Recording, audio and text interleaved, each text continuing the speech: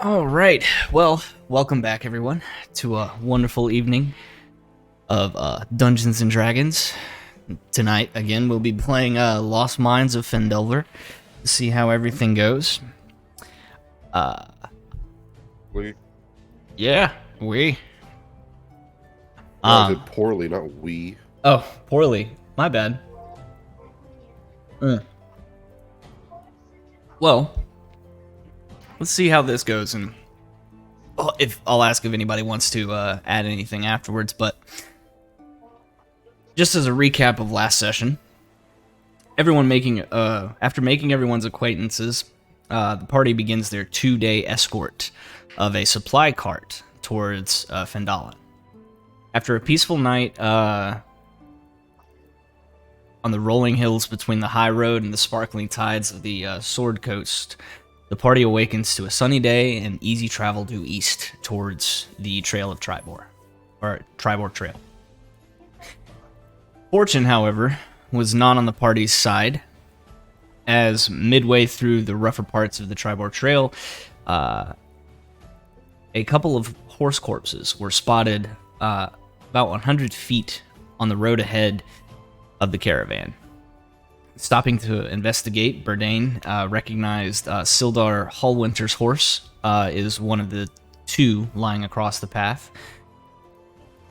And while taking stock of the situation, the party was ambushed by a pack of looting goblins.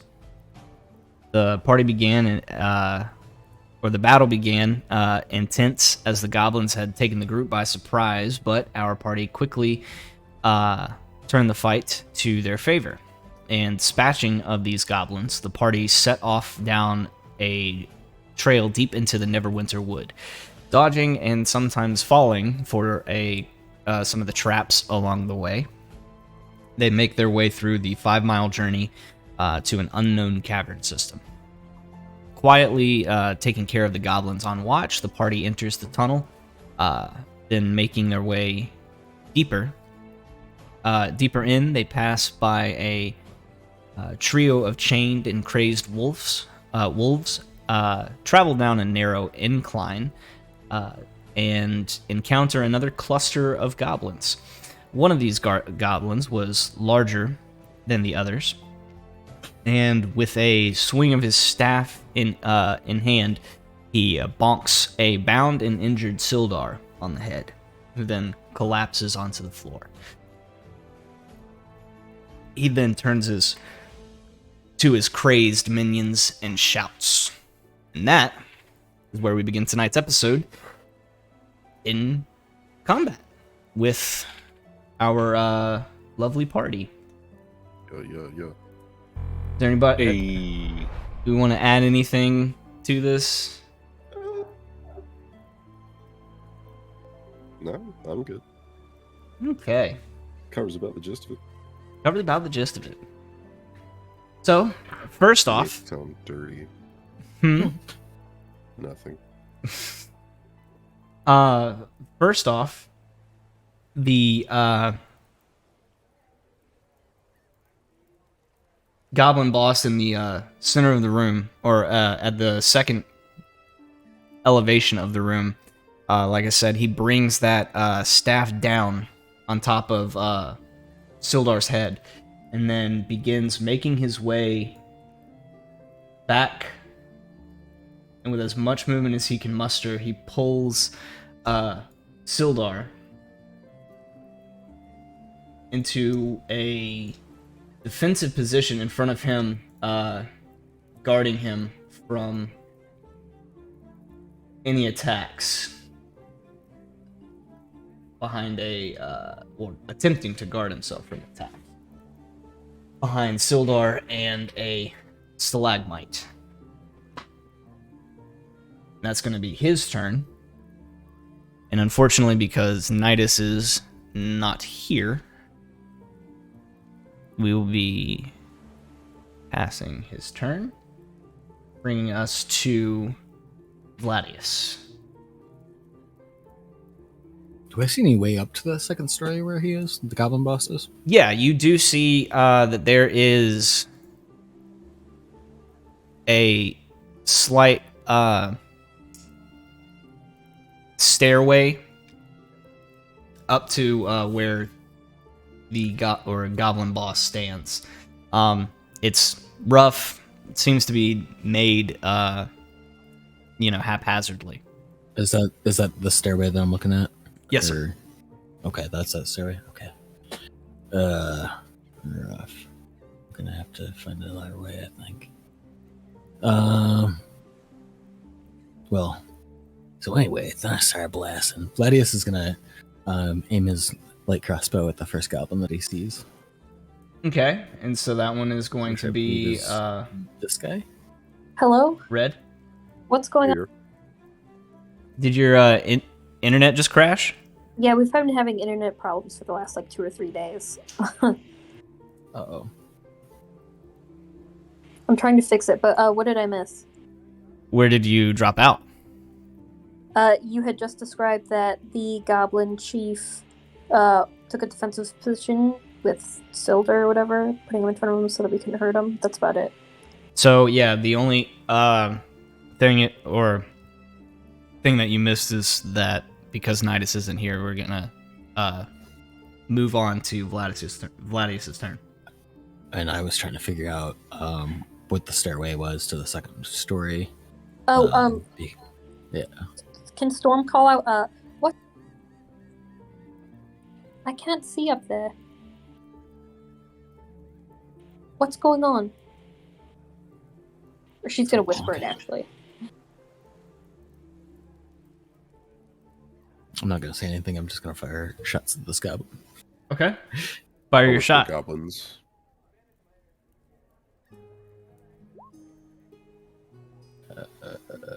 Is an 11 hit? No. An 11 does not hit. Figured. That was a pretty awful roll. Okay. And that is my turn. All right. That brings us to Lunk. All right. I want to move closer, but for some reason there's a section of this tunnel that is just straight black. I can't see through it. Mm-hmm. No idea how many spaces there are. Let's see. For some reason I can see where the goblins are. I can see where the area that the goblins are, but there's a few spaces in front of me that just stay black. Yeah, because those are walls.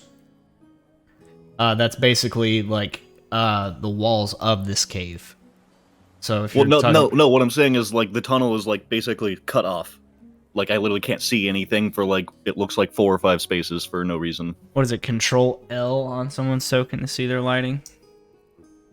I can see over here, and I can see over here a little bit, because of my angle. But right here, it's just straight black for me in the middle of this tunnel for no reason. So what that is you're a human with no dark vision. So there is a minor campfire that's in here that allows you to see this passageway. Doesn't have any Storm is holding a torch in one hand. Okay, so that would put a light for 30 feet and should absolve your issues. Yeah. Okay, so you guys just remind me if you guys are using torches and shit so I can put that into lighting. But remember, you are holding a torch. I know. I still have one hand free. Because of where I'm standing, would it still count as one space of rough terrain? Or did I already get over that when I made it into this tunnel area? Yeah, it would be one space of rough terrain. That one square would be 10 feet, but you can make an athletics or acrobatics check to see if you can negate it completely. Just because I want to make it in front of the goblins, I will try, but just in case I fail, I will just leave myself right here. So I want to try to get next to blue guy. You said athletics? Yeah, athletics or acrobatics. Oh yeah, you're able to make it and able to kind of push past using some footholds on the wall to make your way up and kind of squeeze past Nidus, Storm, and Burdane and make your way in front of Mr. Red Goblin. I mean, I was planning on fully moving here, but then I realized that I think this is the campfire, isn't it? Yes. Have we tried to talk Okay. to them yet? No. Perhaps we should give that a shot? I'm sorry, I have no idea what's going on in there. 17 to hit. 17 is gonna hit. Oof, only 6. 6 points damage to red is. Let's see, so 6 points of damage. Oof. Ow. Okay. Anything else? Nope. Okay. That brings us to B, who is blue. It's going to kind of skirt around fire a little bit and get up on the bed roll that's sitting next to you, Lunk, and then make a swipe. Make sure I got the character sheet up. Yeah, there we go. And that is going to be a natural 7 plus 4 is 11. Hell no. All right, so that misses. And- Easily blocked. All right. So yeah, you cleave down into the goblin with your great axe, and you watch this other goblin move up beside you and try to swipe at you with this rusty, ragged blade, and you bring up your the side of your axe and deflect the blow. And then now Storm. She's gonna clamber up here. She's gonna take a look around the room and see. Can she see Silder back there with the chief? Whatever. From your perspective, moved right where behind you a know, you stalagmite. cannot. Just because with the angle of the cutoff for the cave wall, basically you can only see Lunk at the moment, and maybe a little bit of the edge of the stalagmite. Okay. Shit. Alright. Since she can't see them, she doesn't have any reason to not fight, really. Okay. I'm trying to use D&D Beyond. She's gonna pull out her rapier. All right.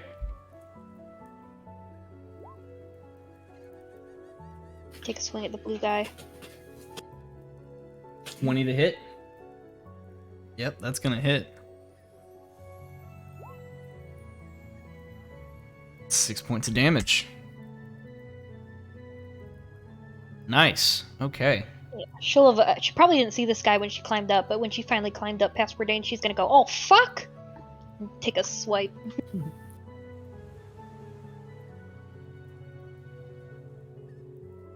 All right. So the goblin with the purple marker is gonna pull out a crudely crafted short bow and take a shot. And that's an 8 to Lunk. Not gonna hit. No. Let's see. Yeah, bonus action. Whoops. All right, and he is going to use a bonus action to disengage and move up here. Come on, work with me. There we go. All right, that brings us to C, who is red, and he is going. Yeah, C is red. He is going to take a swipe at Lunk right in front of him. That's going to be a 16 to hit. That hits. Right, just gonna 6. So that's going to be 4 points of slashing damage as he brings that rusty blade across your midsection. He's going to take a shot at Storm. That's a natural 19 plus 4 is 23. What the fuck?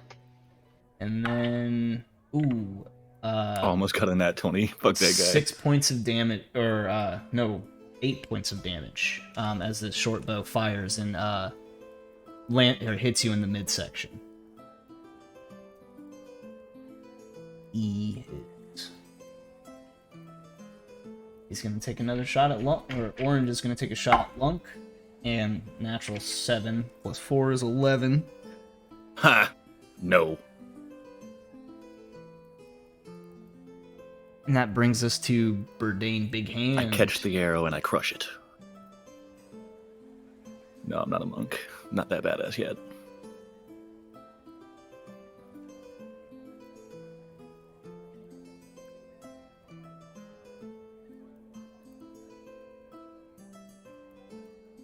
You're muted, sir, if you're talking to us.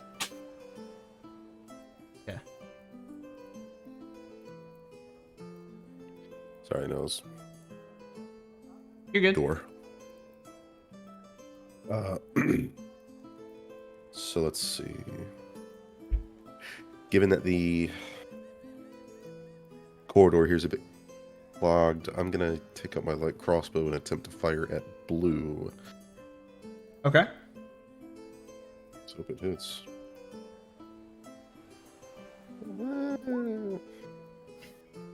A 12 is not going to hit. Didn't think so. Right? Anything else for Mr. Burdane? That's all I got. All right. Bring up the rears of Valyria.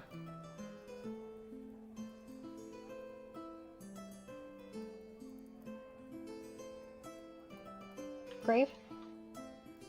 I was muted again! You've Oh, been no. muted this whole time. Ah, didn't mean to. I was making so many funny jokes, and you guys. I'm not gonna. I ignoring was mine. wondering why you were dead silent and muted the whole time. I feel bad now. That gives me big hurt. Oh, that's funny. Anyway. How far away is everyone? The group? The furthest person away from you is going to be Lunk, and he's sitting about... Like 30 feet from her, Mm-hmm. because I was 5 feet in front of her. And I moved 25 foot. Oh, I think. I only have 30 feet. A lot for a tiefling. Most people just have 2. It is lol. unusual for You can it's get all the unusual way for a you can guy get all to the do way that. up here I'm not gonna lie, that one took me a minute, and that was funny. with 30 feet. You can get up to here.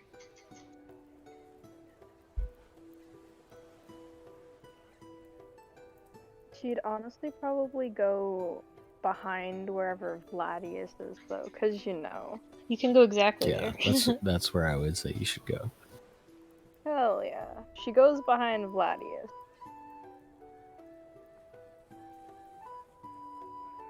All right. And then. I still have action, right? Mm-hmm. I can just. And I'll Can whisper. I. Can I see the gobos from where I'm at, though? Is the question. From where you are, you can see like the arm and ear of the one in front of Storm. You can kind of see the one that's in front of Lunk, and then you can see the one that's all the way out in the corner standing in front of the stalagmite. And how far is that one? Is that 30? 30 feet, exactly. Hell yeah. Alright. Hold on, boys.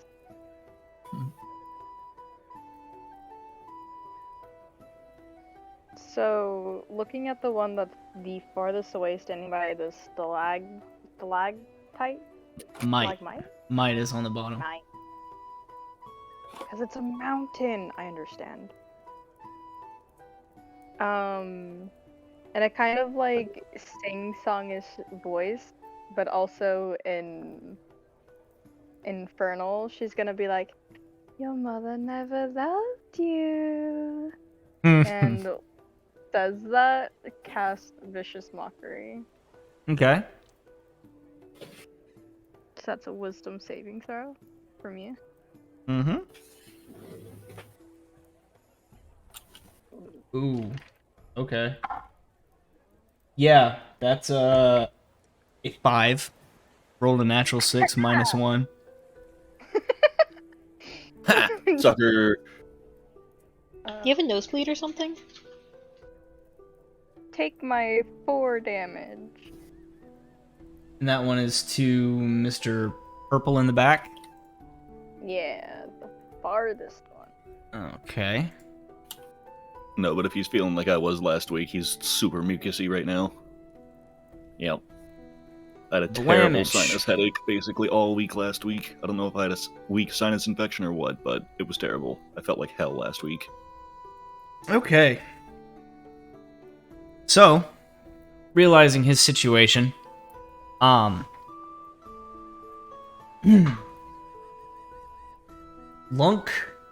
and Storm and a little bit of Vladius and Valyria, the 4 of you can vaguely see off into the distance. Behind the stalagmite is the top of this goblin staff, and you see small hands kind of wrapping a vine around the staff, and it begins to glow green. And as he stamps it into the ground, he casts Entangle. So I need a strength saving throw from let's see, let's put this down real quick before I ask. 20-foot square. Oh shit, night has come back. Oh, my shit. So it's gonna be there. That kind of intersection right there, so that's gonna cause 2 of the goblins to need. He saves 2. Let's see, DC. Ooh, strength save. It cut up for a split Yeah. second. You said strength or dex save? Strength saving throw.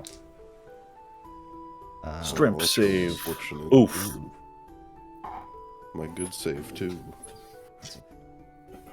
So, wow, it looks like Vladius is the only one that saved from that. So all of you become restrained, and so you'll be able to take an action in order to get it, out of the restraint. But however, currently your speed is let's see. Speed is 0. Have Yeah. disadvantage on attack rolls, and attack rolls against you have advantage. Mm-hmm. And disadvantage on dex saving throws.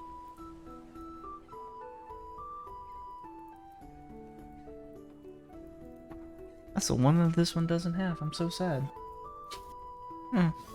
Well, good thing for my DM screen. Okay. So that is going to be his turn. And as a bonus action, no, he's not going to take anything. Nidus, not here. Vladius. Oh, I am not restrained, but what are my? Got a lot of people in my way to move around, so Mm-hmm. would I be able to jump over these guys? I don't think I'm able to fire off any crossbow shots at the people near me, correct? You would be able to. would be able to. And the attack for red in your position, well, and blue, would also have advantage. So that would give you your sneak attack. Both because they're restrained and they're also in I'm combat gonna with you. hit blue. Yeah. Okay. Let's see. So a crossbow shot. So 15 to hit. 15 hits. So 5 and 5 sneak. Awesome. 10 damage. And how do you want to do that? Straight through the windpipe. Let him choke on his own blood. Think about what he did. Existing. Delicious. He's definitely thinking. No more. All right. Taking a nap. Storm is clutching her stomach, but she puts up a hand and she goes, "Thanks." That brings us over to Mr. Lunk. Or do you want to All move, right. Vladius? Can I stand where? No, I was gonna say, can I move in where that Goblin Goblin was? was? Yeah. Yes, you can. Seeing that Storm is hurt, I'm gonna move ahead. All right. She pats him on. She slaps him on the ass on his way through. And so you see now Sildar kind of being held up almost like a puppet.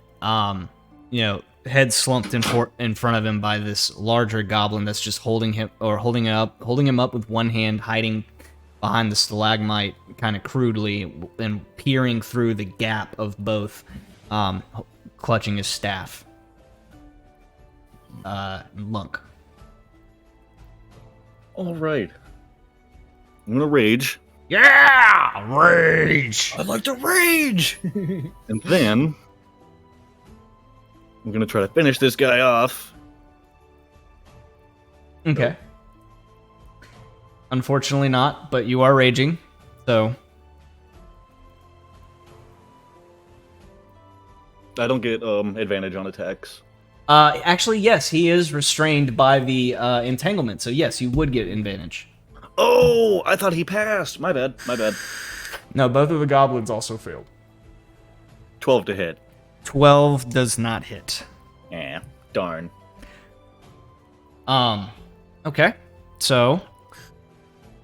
That brings us to Dead Goblin. Get Um, This is the best kind. Oh, no. Raging was a bonus. I was going to ask if I could try to break out of the bindings as a bonus action, but I forgot raging as a barbo is a bonus. Mm-hmm. You do still have your movement, but you can still you can use your movement to try to break out. Or with restrained. No, it's an.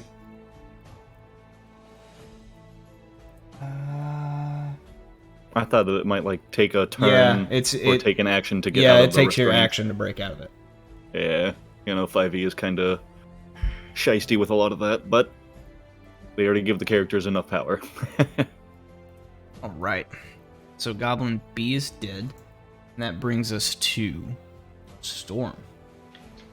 Can she see the guy in the back there with Soldier now? If you... He's just like barely in her vision, and he's like half dimmed out. Yeah, so he would be at, like, if you were trying to take a shot at him, his AC would be a lot higher because of cover. That's not what I'm trying to do. I just want to know if I can see what's going on back there. You can kind of get a glimpse of his eye. It's the best you could say. So I can see Silder. Yes, you can see Sildor. Okay. She's gonna kind of raise her voice. In light of new information, is there any chance we could talk about this? So, the goblin in back, holding Sildor, kind of pokes his head up just a little bit. What? And then pokes it back down. Oh, you speak common? Is there any chance we could solve this without anybody else dying, like your friend here?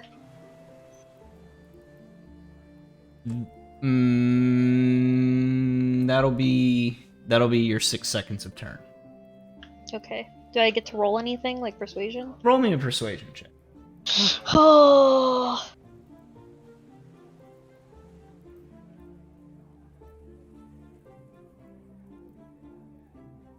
11. Okay. Fuck. All right. Is there any chance it helps that he saw his friend die?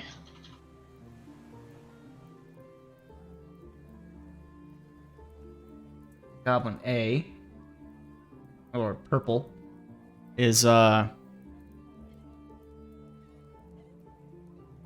draw an arrow and then look back at the goblin boss.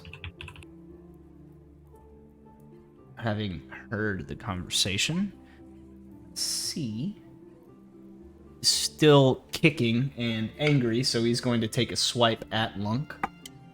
That is a 16 plus 4, 30, 20. Yeah. All right. That is 6 slashing damage, but halved because you're raging.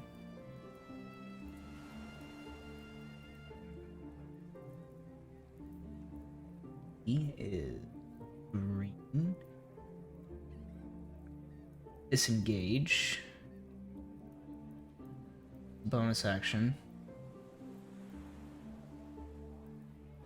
And then fire towards Vladius. Natural 9. Or is 13 to hit Vladius? Does not hit, no. Okay. Close. Then Hero dodges. Orange was close enough to hear the shot or sounds. Age and hold his action here, bringing us to Verdane. I'm going to use my action to break free of the entanglement. Okie dokie. And then I'm going to move through Storm and Vladius past the campfire into that section with the 2 sleeping bags. Got it. Perfect. So, pardon me, coming through. It's like dwarf shuffle with my crossbow in hand. Probably get some blood on you from passing Storm. Yeah. The bloodstorm back there. Is it possible for me to drop my crossbow and pull out my maul as well? That's part of your move action. Solid. I will do that as well. Okay.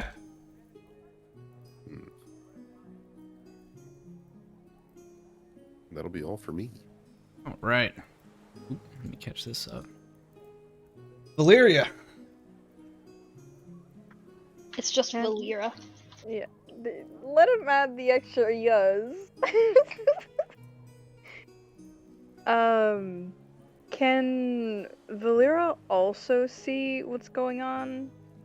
You've seen the 3 other goblins kind of move from their position somewhere in a room off to the left of you, or the right of you from your perspective, and move up a stairway towards the back and then huddle at the top of this stairway.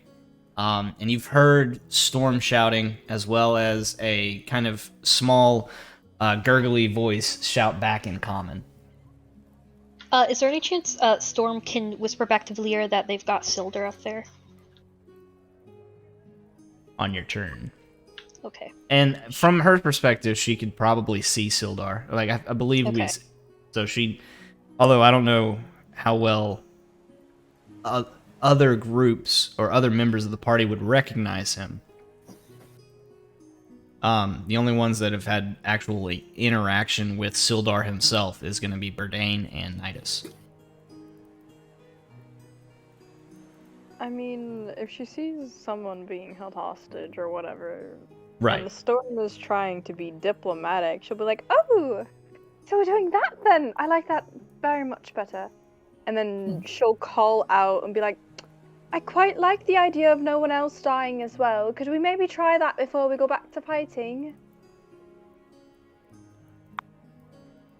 Seeing as Storm helped last as well, make me a persuasion check with advantage.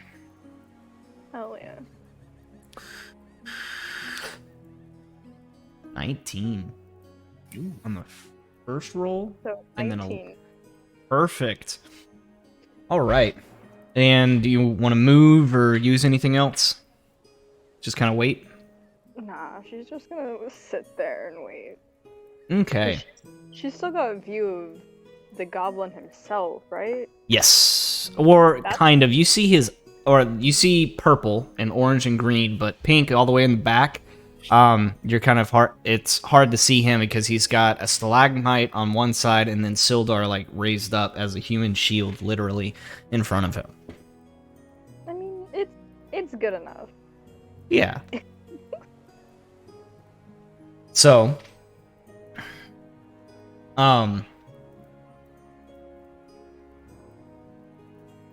goblin boss is going to kind of release Sildar a little bit and allow him to slump down.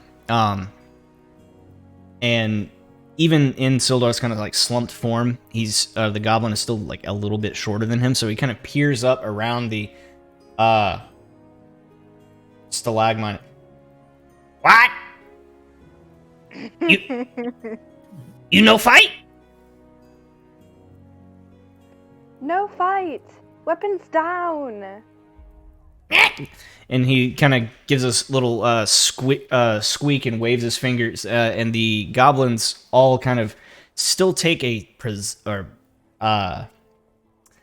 defensive stance, but look towards he kind of rises up and look towards the rest of you, just waiting. Are we still in combat? So for the purpose of this, we'll say you're out of initiative order, but we'll keep our Okay. current initiative. I'm going to use this to cut myself free real quick. I'm not going to hurt anybody. Is that all right? One of the trio of goblins up top are gonna kind of gesture their weapons and kind of growl, and the one in back is gonna, no, you stay there.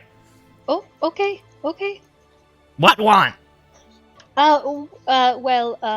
What would you like in return for letting our friend there go and allowing us to leave in peace? Do you like shiny things? Oh, I think Me want be boss. You want to be boss? Me want be boss. You are the boss. You are in charge here. No, me not. Who's in charge? Clark. Flarg? Clark. Klagr or Flarg. Klarg. Sorry.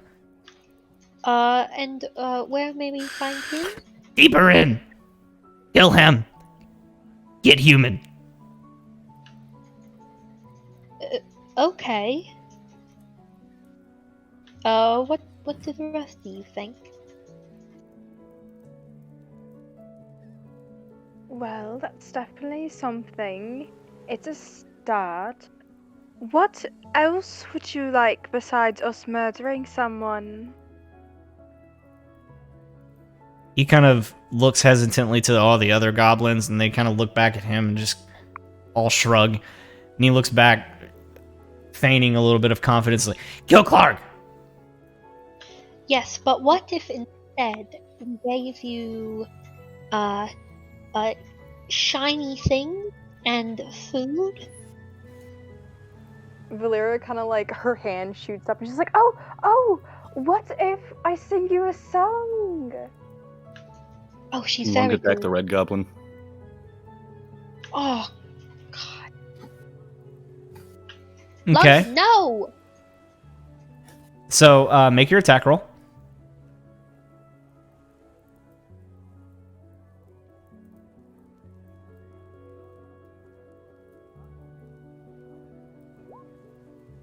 $21.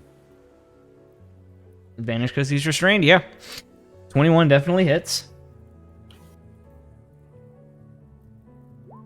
Can Storm be like Lunk no? You can, the attack's already gone through. I know, but she would still yell. Yeah, and so you're definitely foreshore. Let's see. Lunk! Let's see. It was red. What's the damage on it? 13. Ooh, so you just bring your great axe down on this goblin that's just taking up a defensive pose in front of you and just cleave a large cleft into its skull.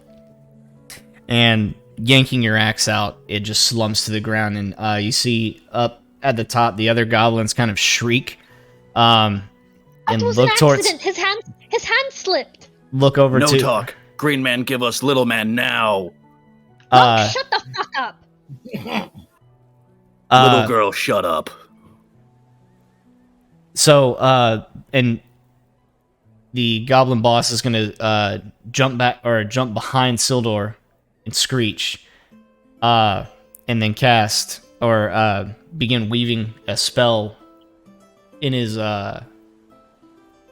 around his staff again, and you see this kind of blackness radiate up it. And Fuck! Lunk, just if got you can make killed. me a what would this be? Wisdom saving throw.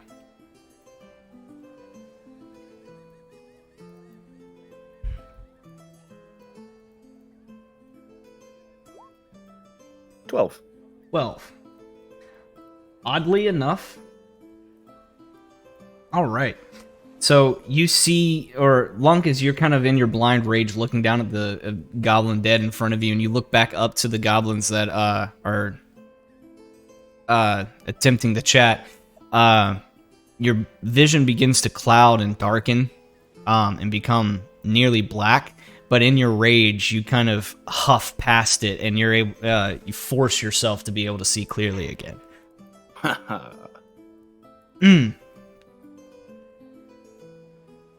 And so,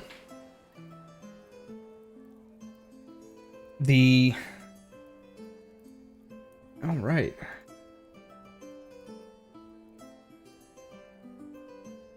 Let's do this. Move down to Vladius. Seeing as we're restarting initiative order. Red guy got hit in the head. He did. Red guy got hit in the head and dead. Right. And I've got a fairly clean shot at. What's this guy? Brown? Orange, yes. Orange. I'm gonna take a crossbow shot at him. Okay. 22 hits. 22 definitely hits. That's 6 points of damage. Good shot. Larkin. That's my turn. Don't want to move or anything? I do not feel like moving now. Okay. And this song keeps playing over and over again. I need to get rid of it. Oh, damn. Give me something I want. This? Maybe? Ooh, that one's aptly named. Sweet. All right. Mr. Lunk. All right. I am going to get myself free. What kind of roll do I need to make for that?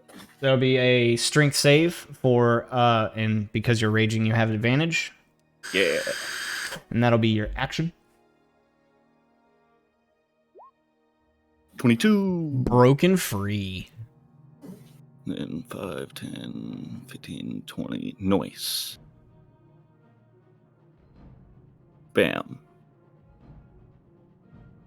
Okay.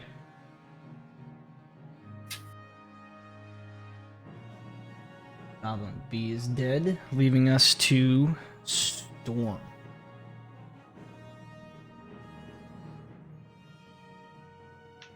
Fuck, Lunk, fuck, motherfucker, fuck! And she's gonna use Toll the Dead on the orange goblin. Ooh, okay. Sorry, I'm trying to use D&D Beyond, and I had to like make the screen smaller. I have to find where it is.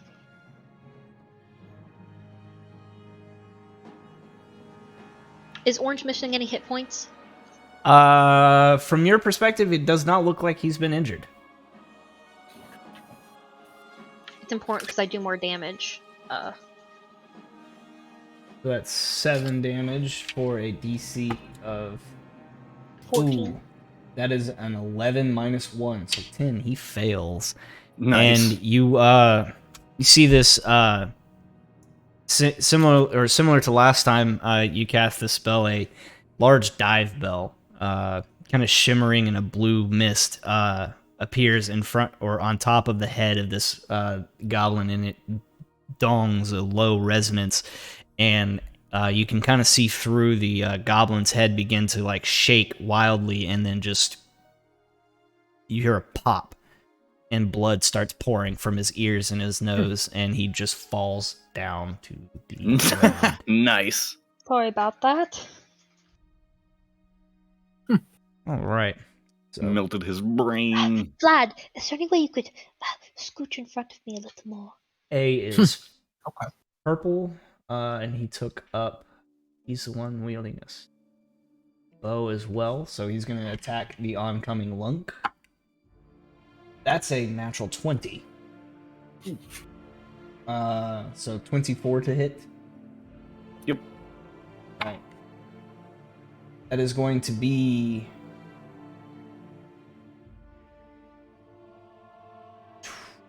12 plus 4. So, or 12 plus 2, so 14 damage. But it just brings you down to 0, bringing you to unconsciousness. That's the way that works. Yeah, because there's no overkill.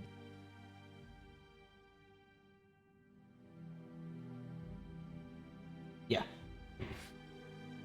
So, this well-placed arrow hits Lunk right in the center of his chest, and you just watch his eyes just kind of roll back, and he falls back on the stairwell. Unconscious.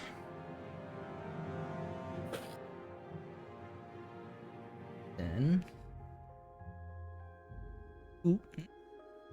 C is red. He is dead. D green. He is going to take a shot at Vlad. That is a 15 plus 4, so 18 to hit. Okay. Right. That is another 3 damage plus 2, so 5 damage to Vlad. All right. And who was that? Who fired that shot? That was E that took that shot. E? Or What color was green. Sorry. that? Green? Okay. I only know who you. And then orange is dead. Bringing us to Burdane.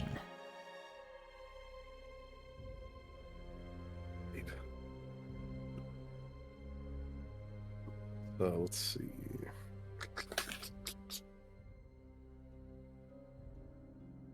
So Lunk's unconscious.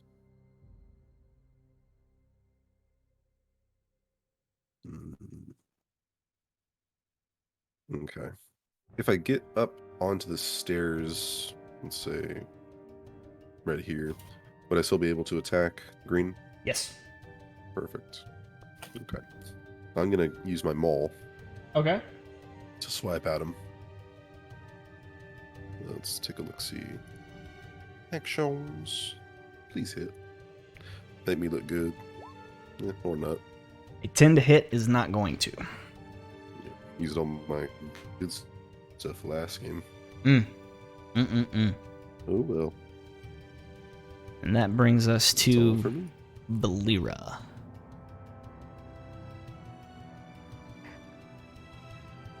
Loki, Villiers is done with this shit, but like, since everyone's fighting again, I guess she's fighting. She can still see the one at the top, right? That's holding what's his face? It's very tough to see him because he's ducked back down beneath the stalagmite and Sildar. Like I said, you can still see him, but just for the purposes of this, his AC is higher. Okay, that's fine. Because she was gonna do Vicious Mockery. So it would be Wisdom anyway. Okay. Him. You know, well, It's going to be a 18 save. no, it does nothing then. She kind of like stutters in the middle of it. She's like, oh, I don't even know what to say anymore. And that's the end of her turn. Okay. Gobo boss. Let's see, make sure I got this right.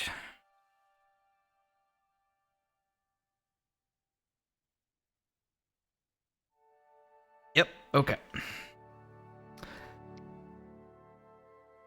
He's gonna look back up, kind of assess the situation, scream out again, "Wait! Wait!" Wait! And We're you see waiting. another spell kind of linger up the top of his staff and just hold there. Look, he took down one of yours. You took down one of ours. We're even now, right? I could still play you that song if you wanted. We could all have a little jig. It'll be great. No! Oh,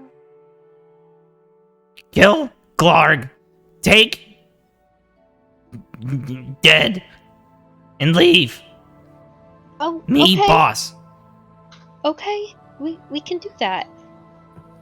And all the other goblins that are still alive are just kind of take up, again, defensive positions and wait. The goblin boss is gonna start pulling Sildor closer to him to give him like less less skin showing.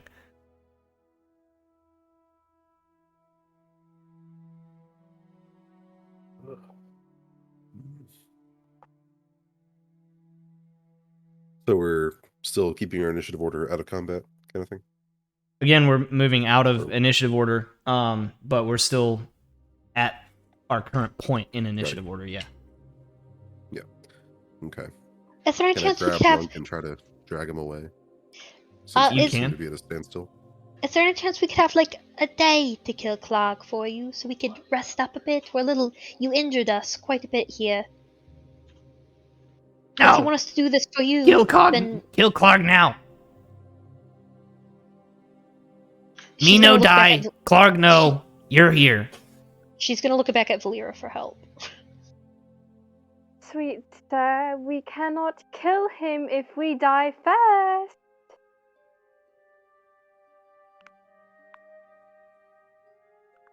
We just need a day to just rest a little bit, get back our strength, and then we'll go. Okay? I promise you, we will bring you Clog's head tomorrow.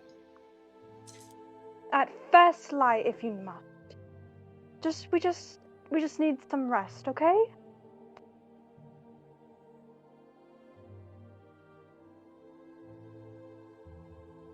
Make a persuasion check with disadvantage. And at this point, I do need a death save from Lunk. As you are unconscious. This will be your first one.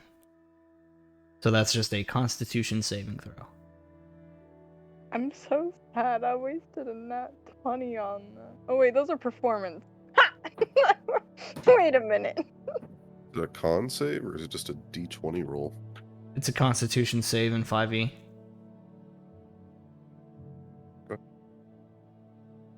Oh, I hate it here. I hate it here.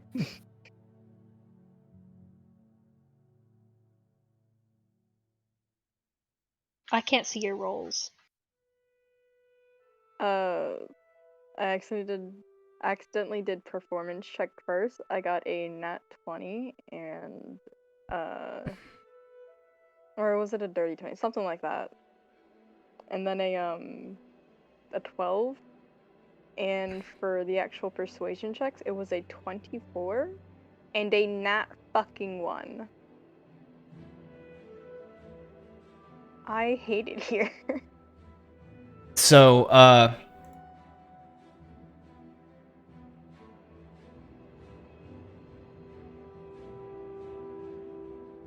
let's see. Get this up real quick. Constitution. Oh yeah, that's a success. So let's mark one success. Where did Crowler go? He's in the restroom real quick. With that, the goblin kind of looks up and looks at a lot of you and like, me, Yemik, me, goblin boss, you kill Clark now.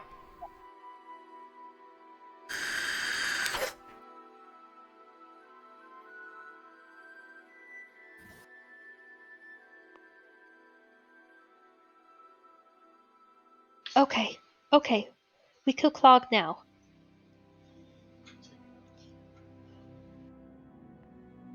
Question first. Since he's the boss, does he have people guarding him? Yes. How many? You can see, like, he's kind of struggling for the information, and also kind of, like, debating whether or not, he should tell you, but eventually he does say, about 5, including his wolf. 5 is more than there are currently of you, goblins. It'll be So easier we'll to just kill kill you you than then, right? 5. We'll just kill you then. Okay, is that okay? We'll No. kill you all. No! Kill Clog! Then can we rest first? Either we kill you now, or you let us rest for the night, and then we kill Clog tomorrow. Valera and Storm, make me an intimidation check. Oh, fuck. Hold on, man. Could I just make an intimidation check? Here. I called for those two. Fuck yeah. You know, Storm is Fuck still yeah. Storm is still tied up, and she has an arrow in her gut, so she's not very intimidating right now. It's okay, I have a 22 for us. Valera's just standing behind her, looking like a demon, and Storm's like, "Yeah, I got this."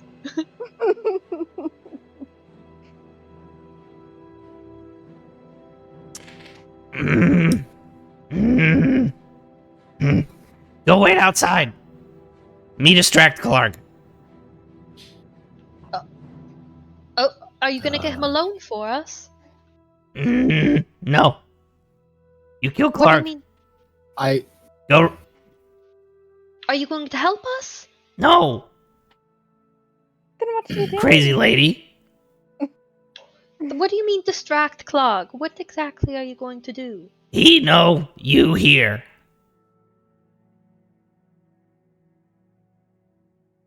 Yes, we've gotten that part. I think we just kill you here then. It is still your turn technically in the initiative order, Vladius, if you would like to maintain the course of the rest of your party is taking. Yeah, I'd like to intimidate the goblin boss. And Or they're gauging for attack. Oh, they're gauging for attack? Mhm. Yeah. Well, what we're saying is Oh. that he won't let us rest before we go kill Clark, and it's easier. It's going to be easier at this point to take on them than to leave now, as we are. Yeah, that's what I'm gonna explain. As I'm readying my crossbow, I've been pretty quiet throughout everything. You guys haven't heard me speak up very much, but I'm gonna speak up a little louder than normal as I'm loading up my crossbow and making methodical winding of it. And I'm gonna explain. There's 5 holding up a hand, 5 plus of them out there, and there's 3. I'm gonna put the fingers down. 3 of you.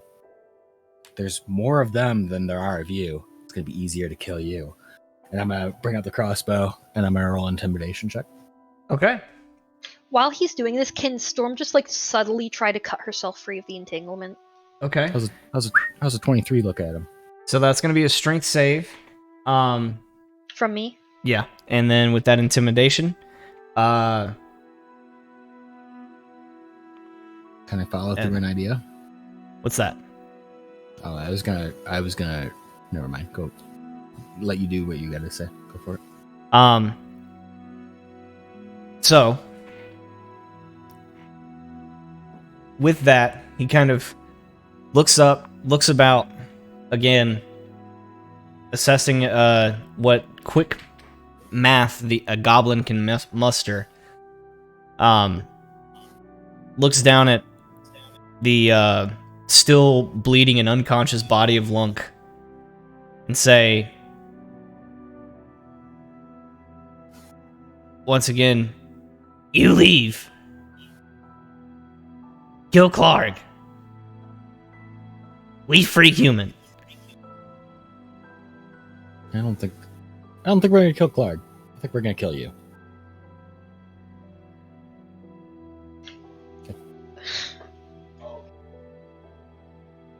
We leave and we kill Clog tomorrow.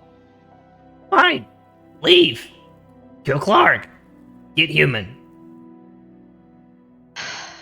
She's gonna look at the rest of them and see what they have, what they think. No, let's just kill him.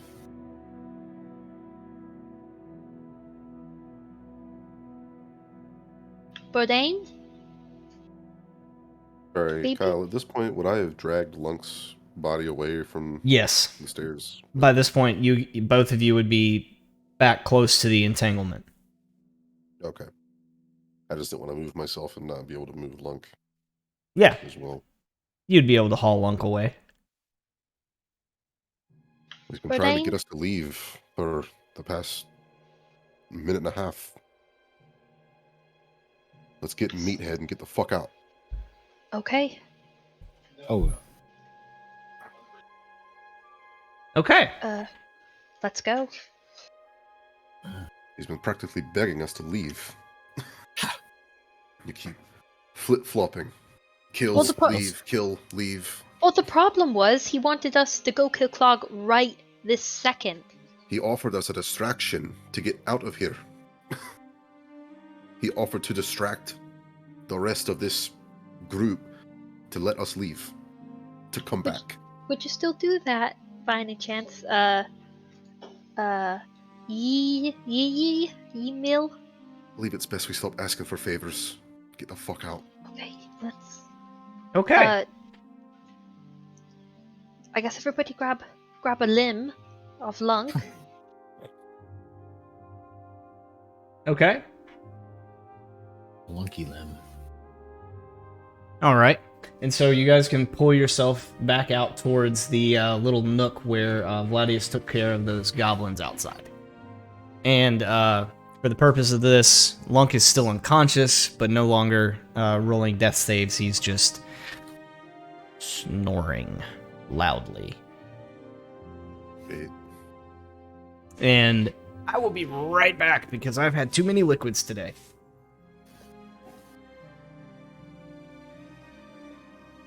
I misunderstood Right. that. I thought. The worst I attempt at al- diplomacy I've ever seen. I'm a You didn't have fighter. him, and then we had him. Kill Clark, distract Clark, come back in a day. Well, I didn't want to go. Like, he was going to go distract Clog so we could kill him now, is what I thought. So that we could leave. I didn't think that was what he was saying. Whoever Clark Yeah, is knows we're here. Probably not gonna let us leave that easy. Fuck! So, they were going to try and get us out. Val, do you have any, are you able to heal me any? And Lunk? About that, I kind of used one earlier already. So I have one left. Do you want me to heal you? Do you want me to heal? Heal Lunk, he needs it more. Right. Here's the plan. You hear like a gurgle and a cough from the background. We take Lunk, we get out, rest, come back. Yes. Later. Kill Clark, get Sildar. Simple. Exactly. Good. See, that's what I was trying to say the whole time. So Lunk say it didn't- like that. Lunk didn't help much. He put them on edge too much. Yeah, out of character, I am sorry about that.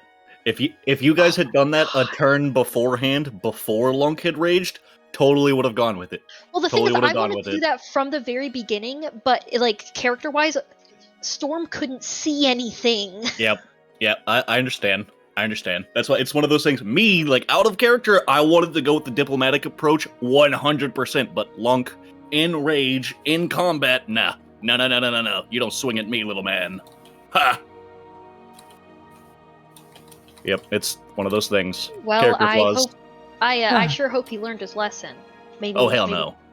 Oh, hell no. We still level 1. We still got lots of learning Lunk to has do. the capacity for learning. I was just about to say, Very can Lunk stupid. learn? We have yet to find out. Lunk's not stupid, he's just very simple-minded. He has also been basically living alone since he was like 12 years old, but that's beside the point. How did he find the job then? He knows how to work. But does he even know what the value of money is? No. He literally keeps just enough money to buy food, and essentially he makes ends meet, but he doesn't even know what that means. That doesn't make... What? Okay. It doesn't. Well, I mean, he buys food, and somebody's like, you need this much coin. He knows that. He knows what 5 pieces of silver is, so he goes out, tries to get 5 pieces of silver, buys his food. He's happy. He doesn't need any extra. Then Or he kills his own food and cooks it. Okay. Yeah, he lives in the woods. He doesn't, like, work actively. Okay, so... what time is it? How long for us to get? So at this point that you're exiting the cave, it took you the better part of a couple hours to trek the 5 miles through the Neverwinter Wood.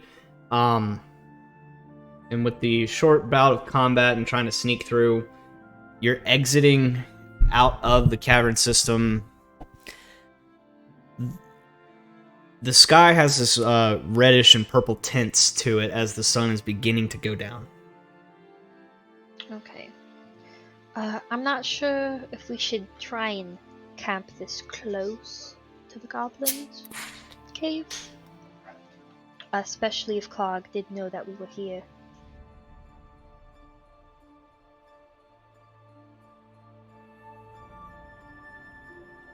Right.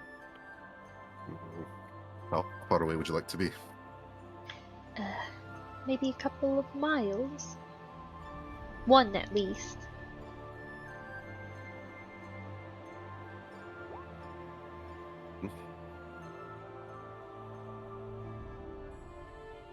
That's a lot of trekking with an unconscious Lunk.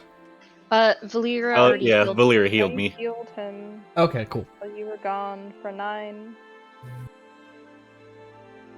Ah! Good to go. Cool. What do you all think? A mile? 2 miles? How far is too far? Sounds like a fighting hike We fight small green men.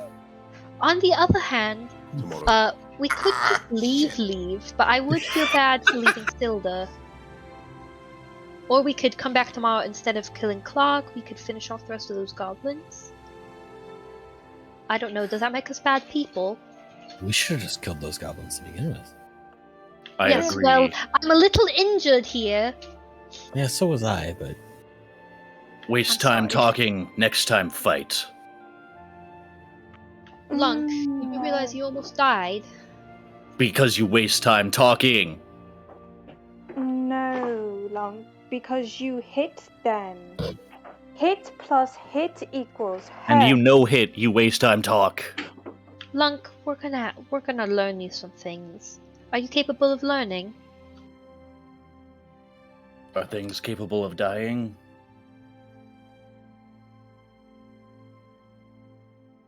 He's not good with metaphors. You certainly are. Alright, we're talking as we're walking. Yeah, I'm assuming by this point, I've already adjusted you on the map. By this point, you guys are kind of setting up a haphazard camp, and letting while Valera kind of tends to Lunk's wounds. I still have a fucking arrow sticking out of me, don't I? Yeah, you do. But hey, you know D&D logic. You sleep for 8 hours, and that thing just pops right out of you. I'm going to have to pull it out, aren't I? Yeah. I hope this goes better than the first time. When they set down for camp, she's gonna try. Make me a medicine check, see if you can pull it out without issue.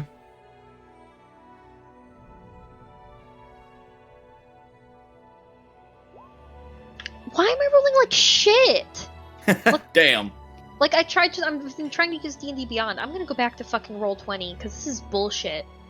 I haven't rolled above an 8, I think, the entire night. That is gonna be. you just gotta get goof. That's gonna be 1 point of damage Oh fuck. as you yank it out, and you start bleeding profusely from the wound. Oh god, can I roll another medicine check to try and stop the bleeding? This one is at disadvantage if you have someone that wants to help you. Can somebody help Storm? I'll help. I volunteer. Lunk Everybody watches her rushes just profusely bleed. You good at dying too. Shut got your her, boy. whore mouth, Lunk. Tiny girl funny. Yeah, so both of you can roll me a medicine check, or one of you can roll it at advantage, whichever one you want. Modifiers low. Sure. What's your medicine look like? Like a +1. So if yours is better, I can just help give you advantage. Nah, it's the same. Okay. I so guess still you guys advantage. just both roll and hope for the best. Ooh, the best way, yeah, do it. Haha, a 16. Alright, let's get my hands in there. Yeah, if this was Wub, I would help, but considering I have disadvantage in wisdom and intelligence, I'm gonna leave this one alone. I meant to talk to you, or ask you about that, Still get or my ask you about grubby that through the dwarf week. fingers in there. Oh Alright. god, she starts slapping his giant hands away. If Lyra rolled a 16, I repeat, she rolled a 16. Okay, so with that, you're able to kind of mitigate a little bit of Burdane's, like, just poking in the wound. I've seen worse. And, Just for shits Wrap and it gigs, over. if Lunk had tried to help. Yeah, medicine's not his thing.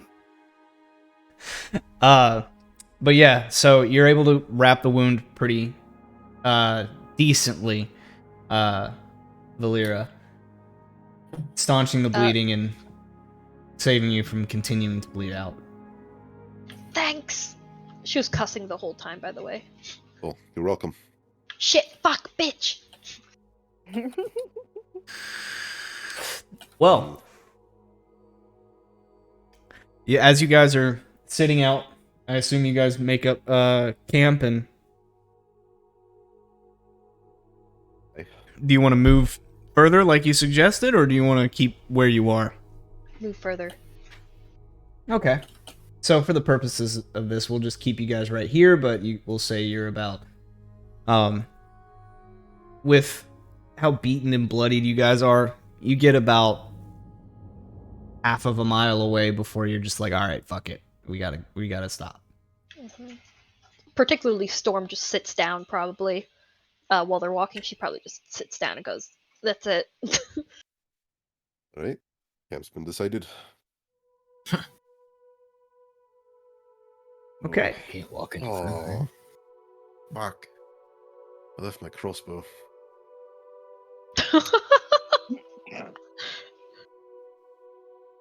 Maybe it'll still be there when we bring them Clog's head tomorrow. They're goblins. They don't give. Would you like mine for the time being? Since No. I'm the one who kind of... I'm fine. Okay. Damn. No. All right. So are we doing just a short rest, or are we attempting a long rest? Long rest for sure. I think we all need some healing. The longest of rest. Okay. So, Maybe tuck you in. bedding down for the evening, setting up camp. Are we doing a watch? Yes, but Storm will not be on it. At least not until the end. I'll take the first watch. Just so you guys know, with 5e, you can take, I think it's 1 to 2 hours of just, like, watch, and that still counts as part of your rest. You just can't do any actual strenuous activities while resting. Correct. Storm can't see shit anyway, to be honest. Yeah, see, that's Lung's problem. That's why I didn't do guard duty last time, because I'm strong, but, Well, you do have the firelight, human so it's like eyes. you have the firelight, so you can see in 30 feet with like shadows and stuff. But beyond 60 feet, when you're actually like trying to look, would be a disadvantage. Yeah. I guess that's true. And I think Storm's at 1 hit point, so she's gonna pass on watch regardless. I think because I did like the wood style background, I changed around some of my starting stuff, but I do believe I have 1 torch left. Yeah, I do. I can use a torch, so I can take the first watch. Oh, go for it, then. Actually, Storm was already carrying a lit torch. She could just hand that off. Oh, dope. Yeah, so now you have Even better. a lit torch as well as the campfire in the center, and so Lunk is taking the first watch. I have a bad feeling about this, but I don't see another choice. Or do you want Vladius? You want to join him? Oh, well, I'll take a later watch. Okay, Sounds so like that. Lunk, Vladius, and then who for the last? I was actually Alright, going to say, Verdane. I'm glad Kaylee said something, because while I 100% trust Lunk's abilities, you got to realize he's at 9 HP right now. So So, somebody Lunk, could shoot him and end that watch. go ahead and give me that first watch perception check at disadvantage. You see, seeing out past 60 feet is a little difficult. Wouldn't it have been at disadvantage anyway because of wisdom? Yeah. So that's what I wanted to talk to him about. There are certain checks that would make sense for Lunk to be okay at, other ones would not. So, like, a medicine check would be a disadvantage, perception wouldn't be. I feel I like was medicine gonna checks say, he might be good at because he's lived in the woods his entire life. I was going to say mainly perception and survival, because those I actually have proficiency in. If I could just roll those regular, that'd be a dope, but then the rest. Okay, that works for me. That, like I Awesome. said, that's what I was trying to talk to you about over the week, but I forgot. Do we want to just take the 6 here? Do you want me to re-roll? You rolled it at disadvantage, re-roll. Okay, fair enough. 7. Okay. Yeah. So, roll me a d6. Oh, shit. That's always fun to hear. You know what? I'm going to roll a real d6, because fuck these roll 20 dice. And I the need- D&D Beyond dice. I need to dig out my dice. I've been meaning to do that I for got a a while. 5. You got a I really 5. hope that's good. Okay. Yes. So as you're holding your Lunk torch, sitting in front of the fire, just finishing up some of your last meal, you hear off in the distance, and it's darkness beyond 60 feet, so you can't really see anything. However, you do hear the sound of large footprints, just slowly.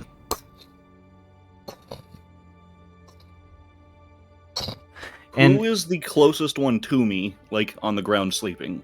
it would probably be any of them or I'll let you guys decide, but just for the sake of the narrative, you hear it for about 10 minutes as it's like growing in loudness, seemingly getting closer to you, and then with a short pause for just a breath, you hear it begin making its way away from you. I was gonna say just before it like stopped, I was gonna try to I was gonna roll it full real quick. Let's see. Verdane, you win. I'm going to wake Verdane up. Do I need to make some sort of roll to wake him up, or Just poke me hard enough. okay? And then when he actually like looks at me, big noise that way. And I would have assumed that by the time he woke up, that would have been when the large creature paused, and then. Right. And so, Burdane, you can also make a perception. Listen in. I'm not sure if you have dark vision or not, but you won the roll, so. So, I do, by the way. Oh, dope. Oh, How- duh, dwarves do. I should know that.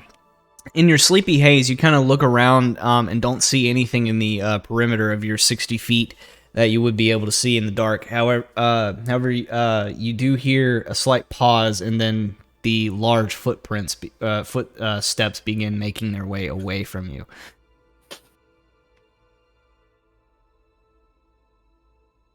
Could I possibly try another perception check since it's been a minute to try and remake out what the figure is now that it's closer, or am I still rolling off that 7? It would still be rolling off that 7. All right, fair enough. And it's a little bit further, like,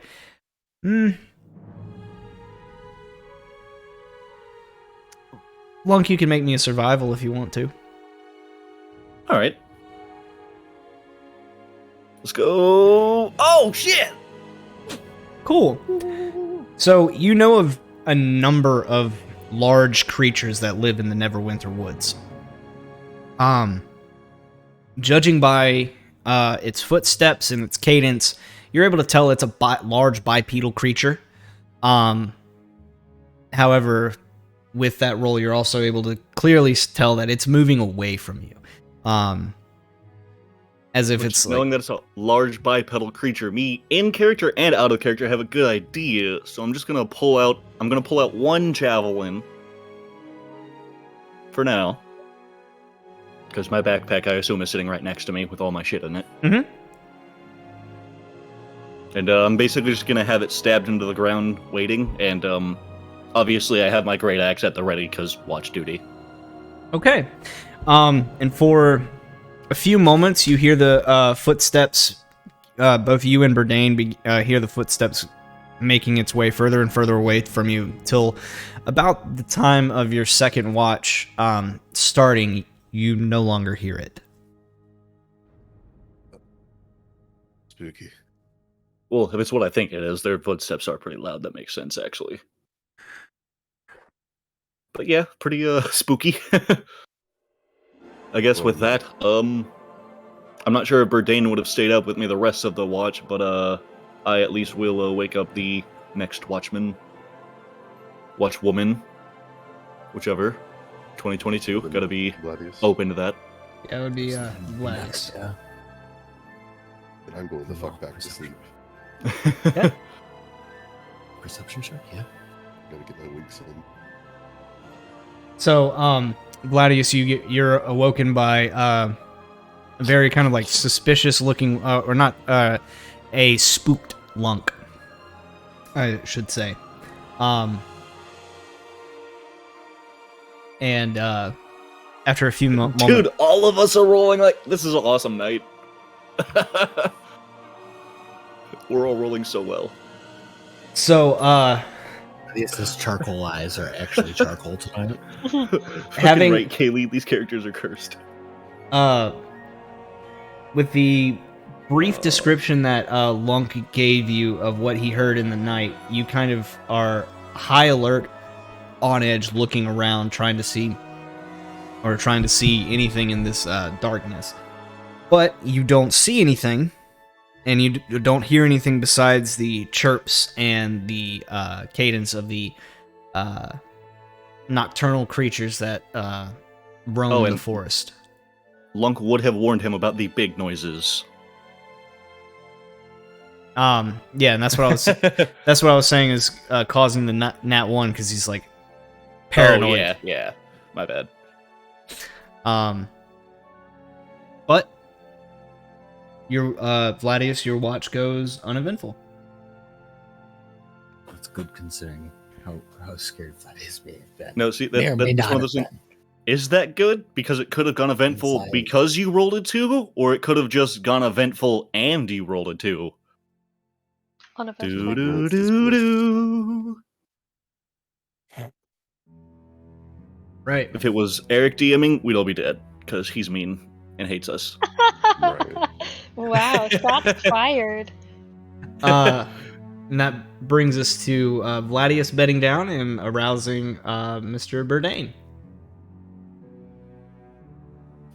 Try to wake you up again.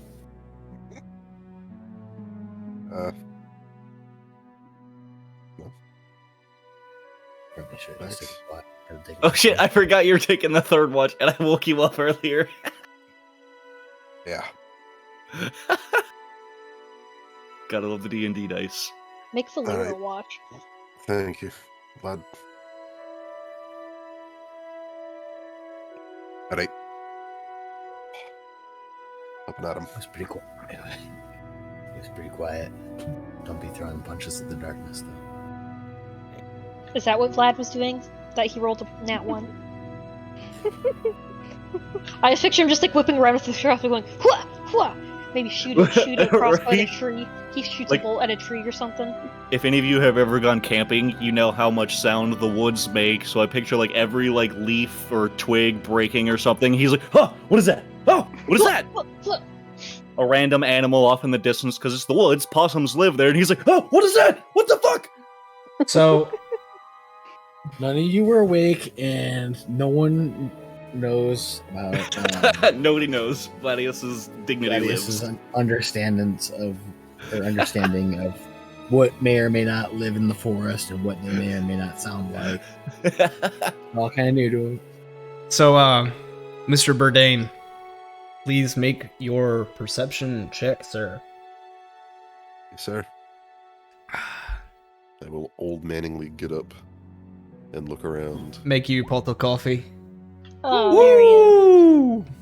I'm alright. This makes sense. He's the I'm most so mature glad one in the somebody group. rolled amazingly. So, He's the father of the group. He has to take care of us. Basically. and on this end, nice. Okay.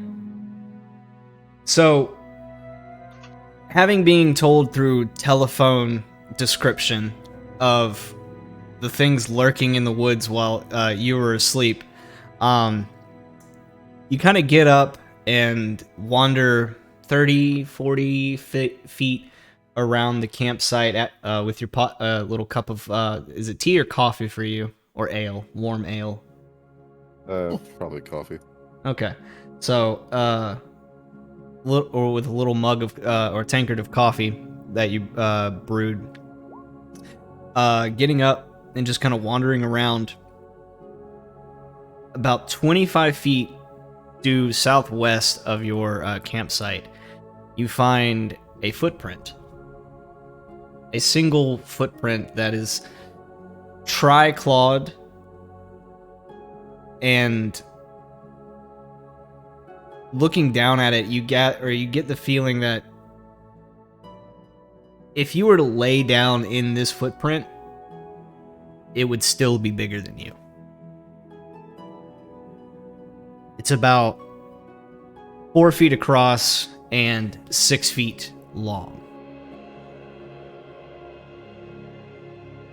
And this, given off of what Lunk had told you earlier in the evening, you gather this is probably the creature that had passed by your camp, no more than 25 feet away. Oh. Can I roll survival to see if I recognize the track more specifically?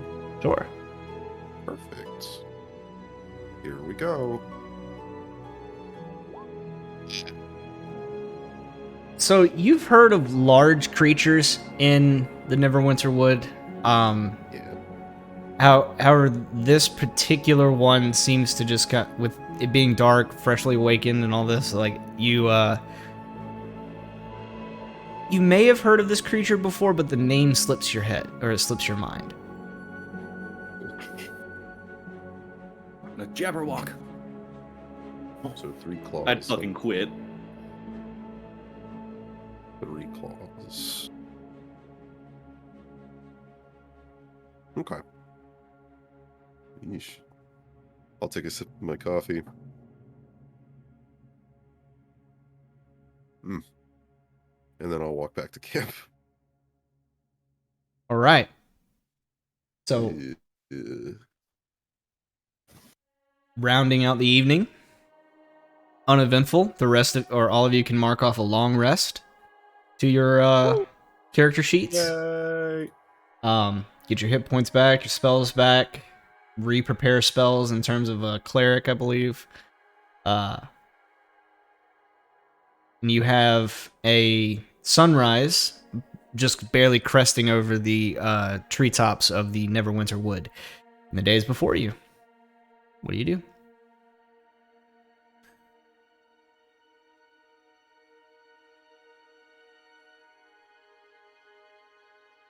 Bright and early. Bourdain's gonna be up. Breakfast. Yeah, I'm gonna heat up a ration for myself.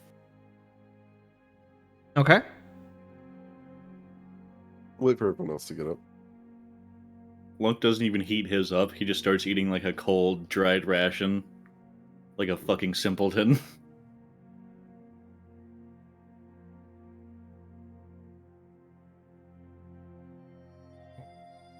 So, by the point, at the time that the sun begins to crest just over, and actually, like, some of the sunbeams are breaking through the trees almost directly onto your camp, the rest of you rise and awaken.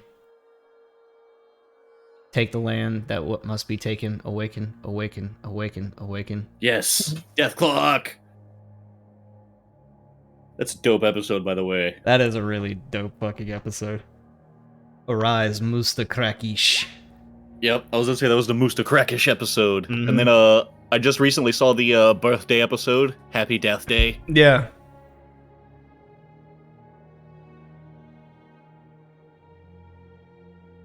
All right. So what are we doing? Everybody's awake. Broken down camp. I suppose we go kill Clog. Okay. So making the Both of us did make a promise. Or, like I said, we could not kill anybody and we could leave. But I'd feel a little bad for Sildar. We did make a promise.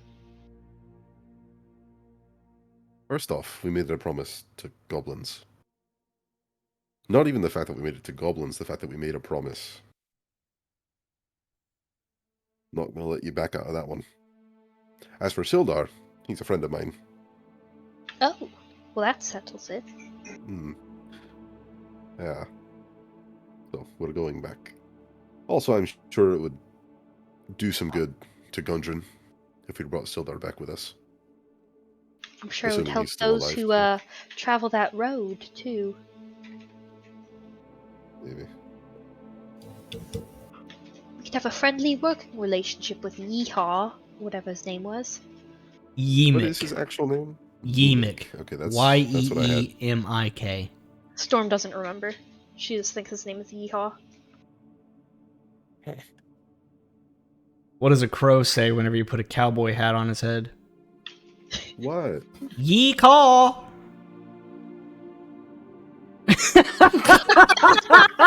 Wow.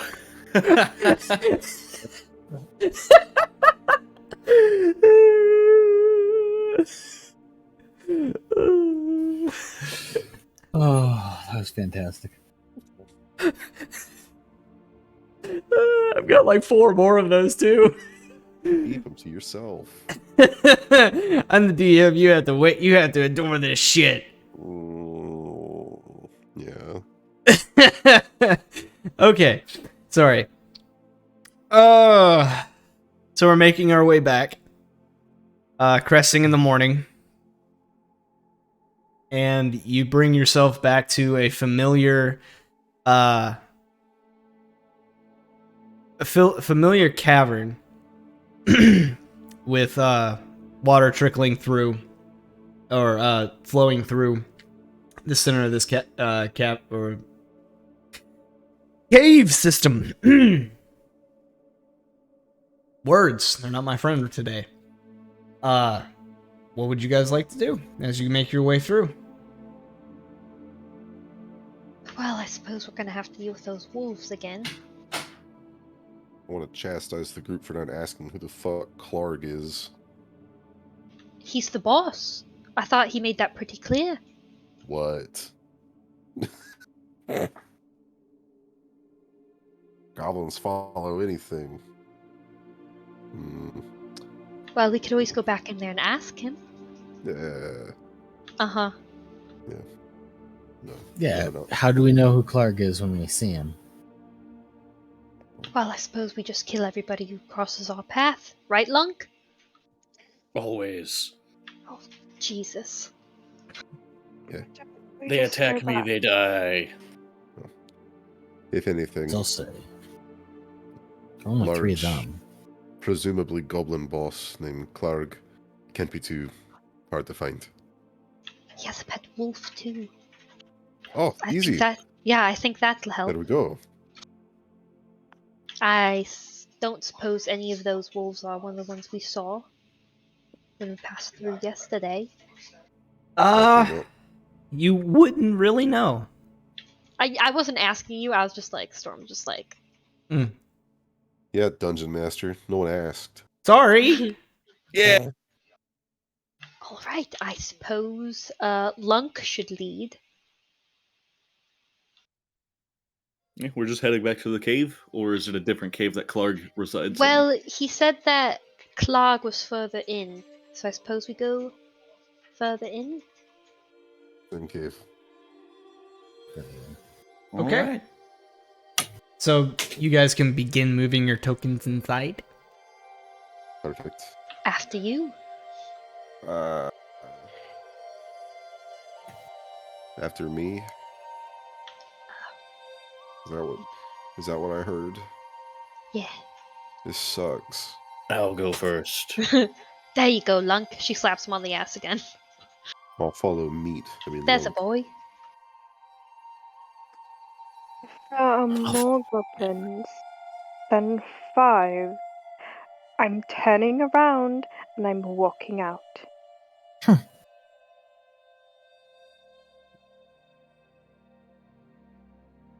This idea. Or Bourdain could take point. That's cool too, I guess. Lunk. Maybe he's done it before. No stringing to it.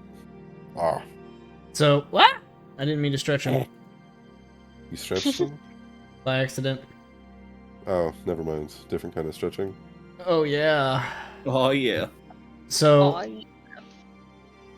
as you guys make your way to about this point, Lunk, you see off to the side the 3 wolves that were previously like chomping at the bits to get to your party are sound asleep at this point. Do you make attempt to move quietly, or do you just move straight through, Mr. Lunk? let's tiptoe. I'm gonna try to move quietly, but we know from last time that is not Lunk's forte.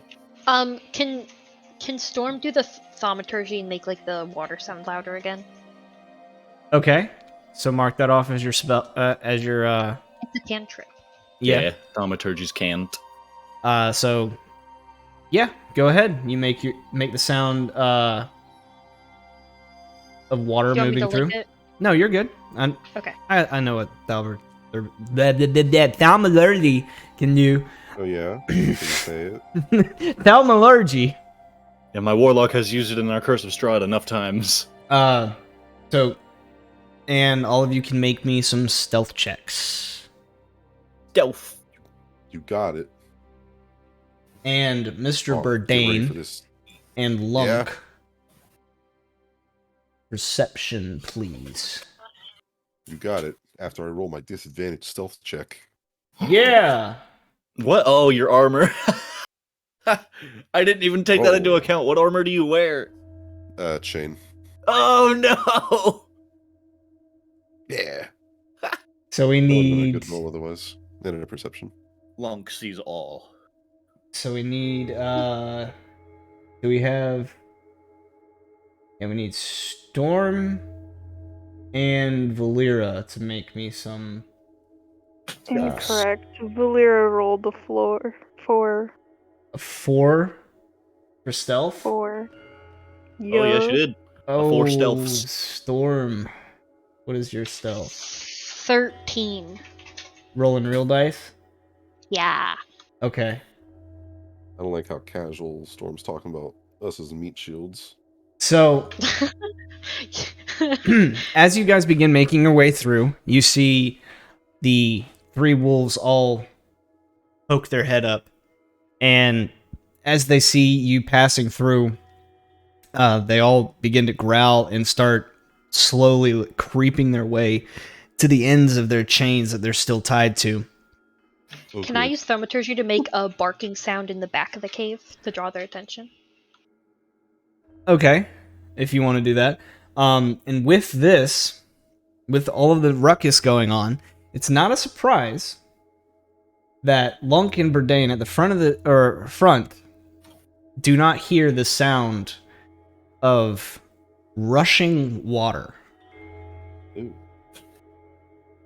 As a large wave seems to envelop or completely fill the cavern, passing over Hold the up. bridge that stands 20 feet, or that Vladius mentioned before your previous time through. You see the bridge be completely covered in water as this massive wave tidal wave comes down, and I need all of you to make me strength saving throws. Can I use? Oh shit! Where is it?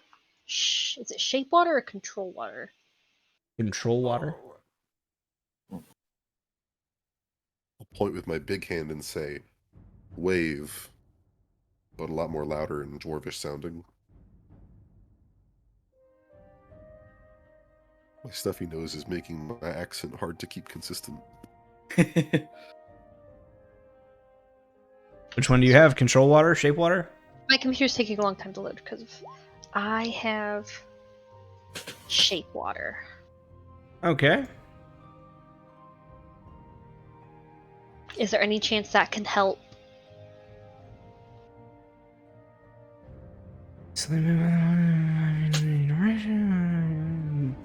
Yeah, actually.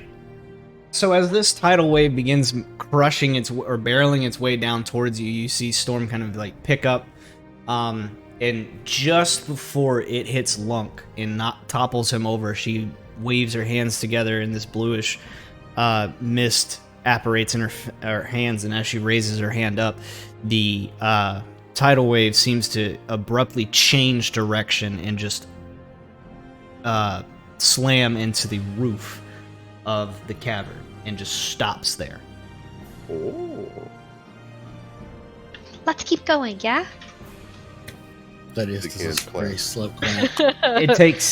It takes about 3 to 4 minutes before the water is done flowing through. But as it settles down, you guys are at what used to be a 2 to 3 foot river that passed through. You're now walking in about 3 feet of water throughout the entire cavern. You need to get on Lunk's shoulders, BB.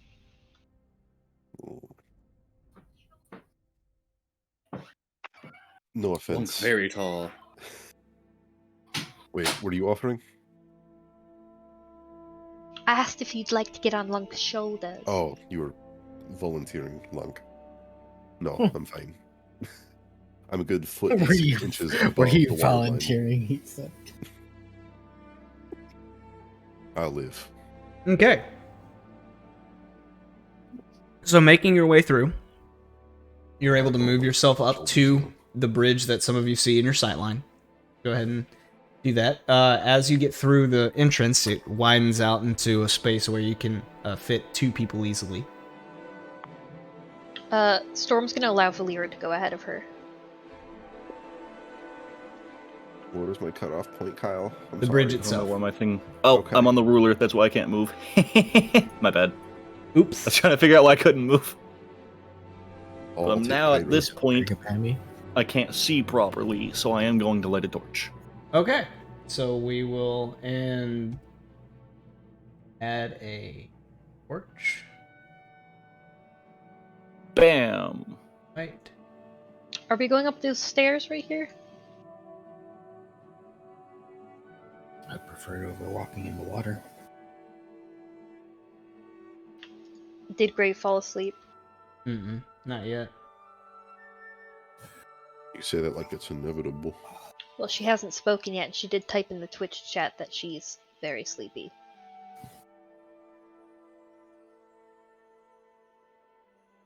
Okay, wake up. I'm pretty sure she fell asleep. Or she's muted. Muted. Oh, Okay. So, as you make your way down the cavern, you notice what Vladius noticed once before, is that this cavern does have some like water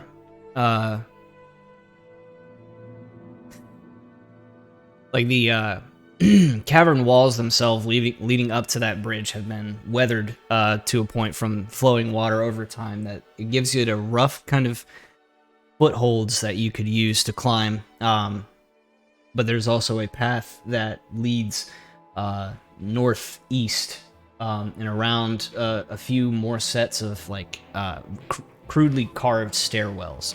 So what do you guys want to do?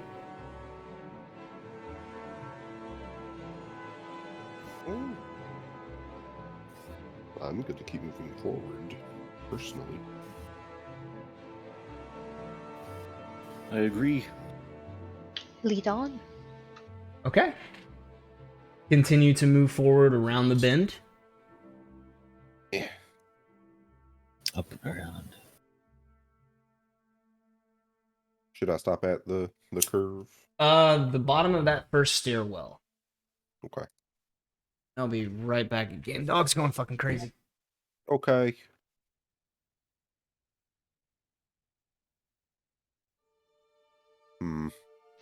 Well, that's not good. Y'all can't see what I see. I'm waiting for the others to move their tokens up. But my thing is being stupid. I'm reopening Roll20 real quick. Okay. Well, when you guys get up next to me, I would advise not moving past me. We have some Boop, boop. goblin activity in the chamber. Was Verdane leading us now? Dope. I suppose. Less danger to me, I'm cool. Nothing can go wrong. Well, Lunk was being a little too slow. Burdane just shoved past him. Gotta love computer lag sometimes, especially when there's Yeah. big bads in the next room. Kind of shitty timing, but... That's where we're at with him. There's bad things ahead. Verdane will do this with his large hands. Uh, Two giant bunnies. Go Yes. get him, Lunk. Two giant bunnies. You. They are white with red eyes, so be careful. Oh. gotta make it about color, don't you? Yes. Dwarf. Yes.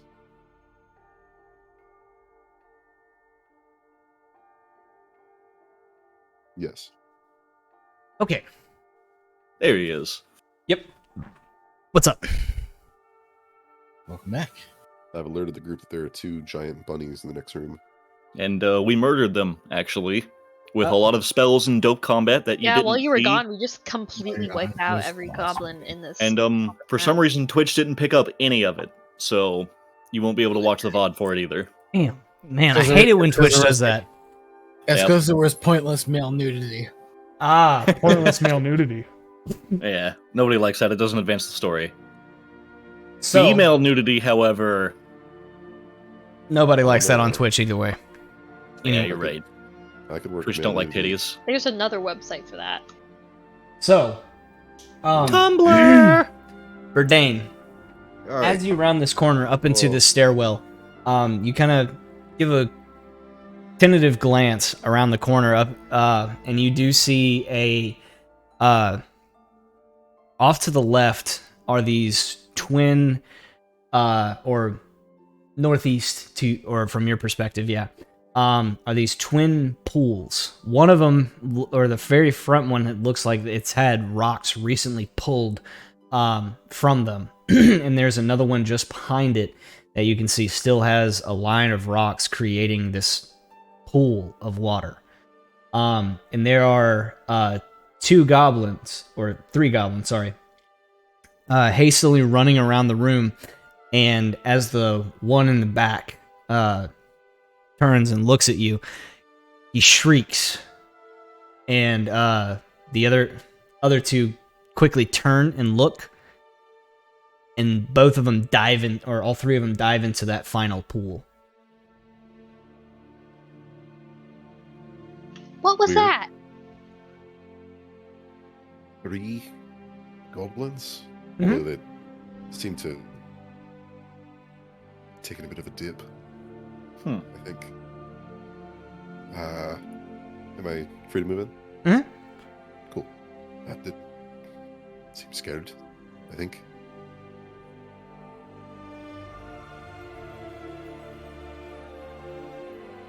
And as you're beginning to make your way in, you see two of the rock or larger boulders that seem to create this large wall just kind of rumble and fall. And some of that water in that second pool starts flooding outwards into the other pool. This one? Yeah, from the second Like pool right here. into the first one, yes. Yeah. Just for the purposes of this, these guys are unseen at the moment. Cool. That's weird. Did Verdane and I see which pool they jumped into, or was our view too obscured? Yes, you two would have seen that they jumped into this pool here. Okay. Are we?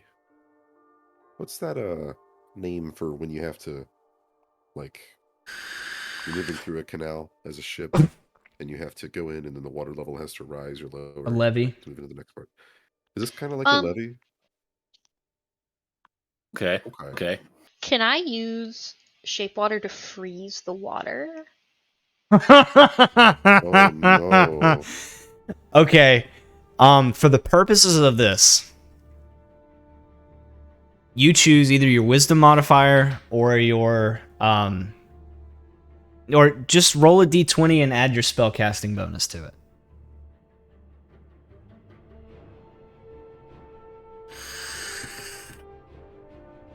Love how she does the whole like hacha thing.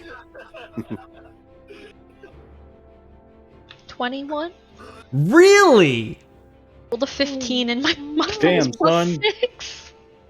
So you watch as Storm begins to cast the same incantation as before, but this time as she unleashes this mist from her hand, it kind of disperses out over the entire secondary pool and just freezes in a thick layer of ice. Does this Over make me a bad person? And a few moments later, as one of the rocks begins to budge and not move, you hear a series of three little thunks, or three different thunks just going thunk, thunk, thunk, thunk, thunk, thunk, on the bottom underneath the ice. And Am I going to hell? She asks Vlad. No, you did quite well. Better than a dagger could. I'm like crying. Nice! Goblin popsicles. Oh. Okay. So, Why did they jump in the water, fucking idiots? possibly to destroy the rest of the levee. Well, they can do that. They've all the time in the world to do that now. They can destroy it by floating into it aggressively as corpses. Floating into it aggressively as corpses. Oh my god. Okay. And so, as the rest of you enter this room, this cavern is, just to give you a better description, this cavern is half filled with two large pools of water. A narrow waterfall high in the eastern wall leads into the pool, which drains into the western end of the chamber to form a stream that flows out of the cave mouth below.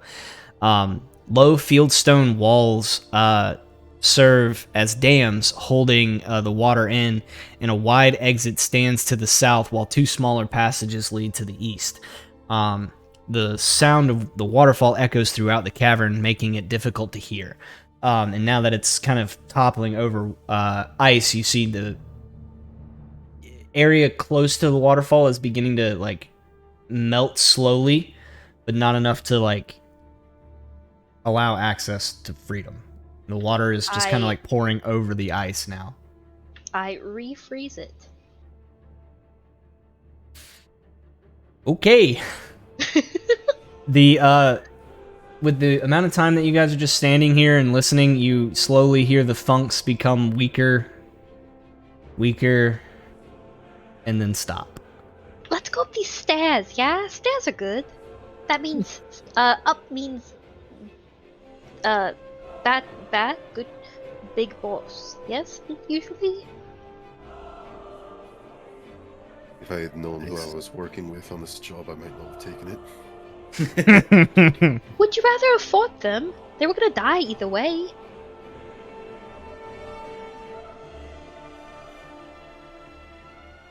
Methods. Hey, I mean, at least they had a chance this time, right? They could have broken through the ice. Do they have stood a chance against you? So, Let's move on. Are they... Which way then?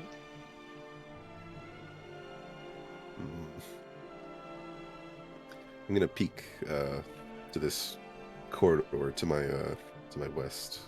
Okay. So, And I'll peek down this one to the souths. All right. split. Burdane, you glance down and you see the partially flooded and destroyed bridge that led across into a different passageway to this chamber. Lunk, as you lean your head through, those are okay rolls, but you're only partially covered. What's your AC right now? 14. 14?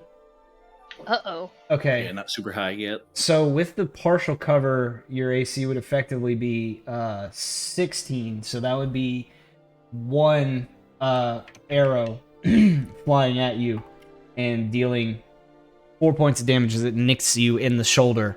And you kind of see from your perspective 2 goblin heads just poke up out of barrels and crates that are all aligned to the very back of the cavern that you're peering into. And that's where I will call initiative. Guys, I think it's this way. Yeah, Lunk would have told everyone when he got shot. Whoopsie. Fuck. Do you still It's better want for initiative click if on I our roll with tokens, deep. Kyle? I did not mean to click that. My bad. Do you still want us to My click on our tokens? D&D Beyond's being weird. I don't think you have to. If you do anyway, Okay. you can. Well, actually no, because I want to see if this works the way that I want it to. I'm telling There you, we go. D&D That Beyond looks good. is cursed. I only rolled there on initiative, so I could be on the initiative order, and this is what happens to me. Wow. It's weird. Did it work? I rolled on D&D Beyond and I got a 19. So I'll need to. For some reason, it's not going through. Did we ever get any experience for dealing with Yeehaw earlier? Yeah, you would have, but I'm Partial fight? accumulating it all together into this. Okay. So if we die, that you don't have to distribute it? Maybe. Lunk's initiative. Let's roll for... Oof. Wow. Okay. Nidus is... Or... Grave, are you here still? Or are you asleep? She hasn't said anything in a long time. Okay. Well then. And Lunk was 16. Alright, I'll roll. And start. Okay. And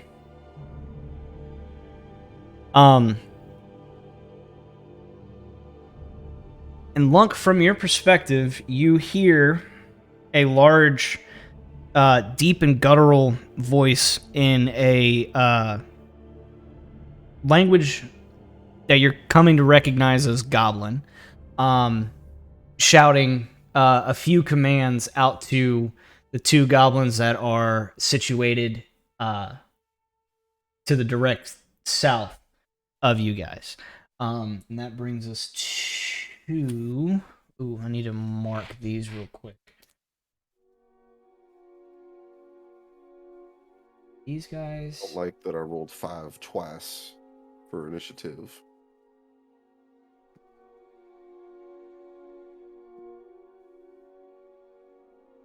Let's see, do I have...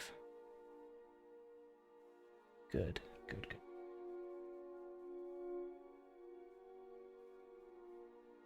Okay.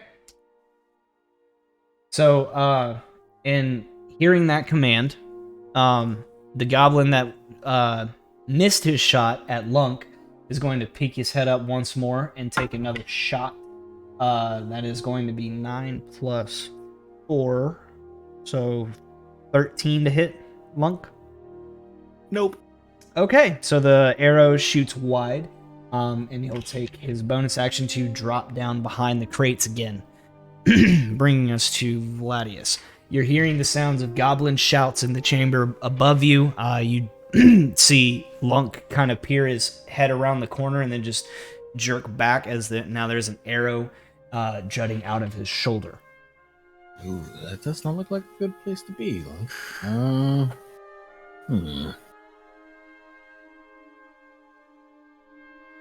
Ah, wrong camera. I want to use this one. There we go. Yeah. What's your face? My face is still here. It's just smaller. Small. I'm gonna.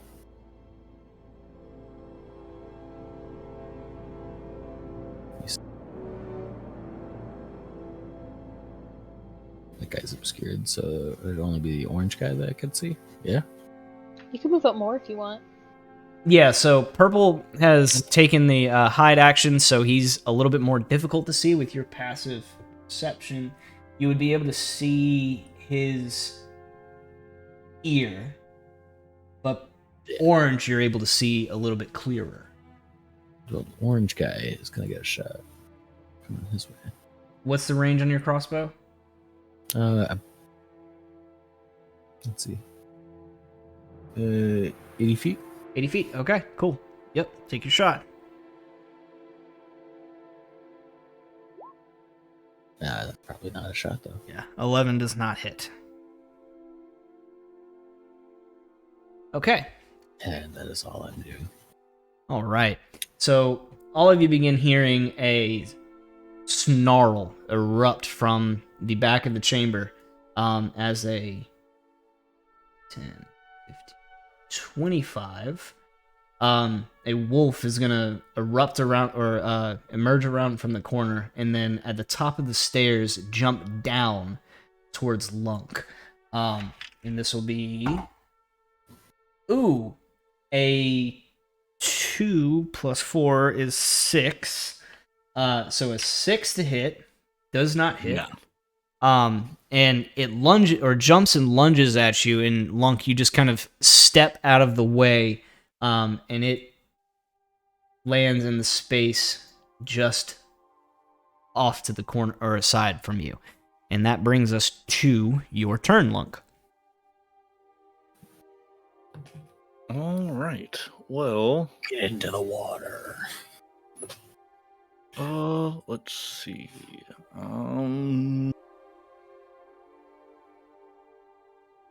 They're all the way at the back.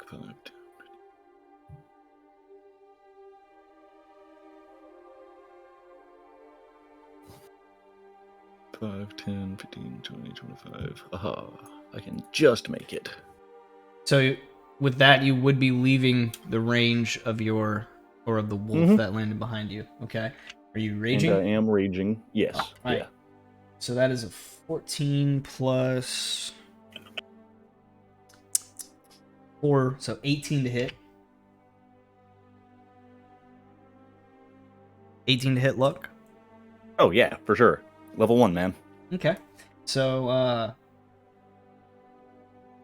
that's 5 points of damage as the wolf rips into the back of your calf as he as you try to move away from it.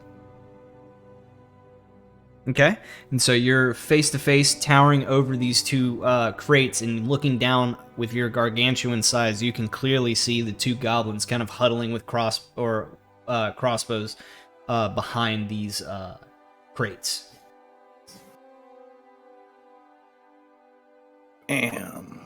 Oof, that one. So being knocked off kilter a little bit from the massive, you would have taken half damage from that because you're bitten. Good. Yeah, Mark. I only took the 2 damage. Perfect, thank you. Yeah, being kind of knocked off balance a little bit from the bite to the back of your leg, you swing a little haphazardly and cleave into the side of one of the crates in front of the goblin. That brings us to Orange Goblin. He's gonna poke his head up, and with you being so close, only having his one weapon, gonna take a shot. And with disadvantage, wow, that was a natural 20 and then 13. So does a 14 hit? Yep, meets it, beats it. All right. Piercing damage, 3 is gonna be 4 damage. Half of that is 2. As this orange goblin, sees you lurking above it, shoots up and is like, ah! Fires off a quick shot. Bringing us to Berdane.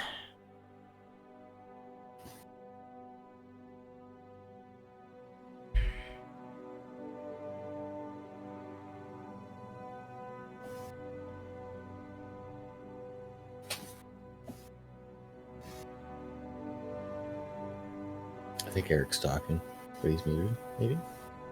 Sure was. Let your mouth Where move the in. fuck is everybody? They took off into this cavern here. Y'all stupid.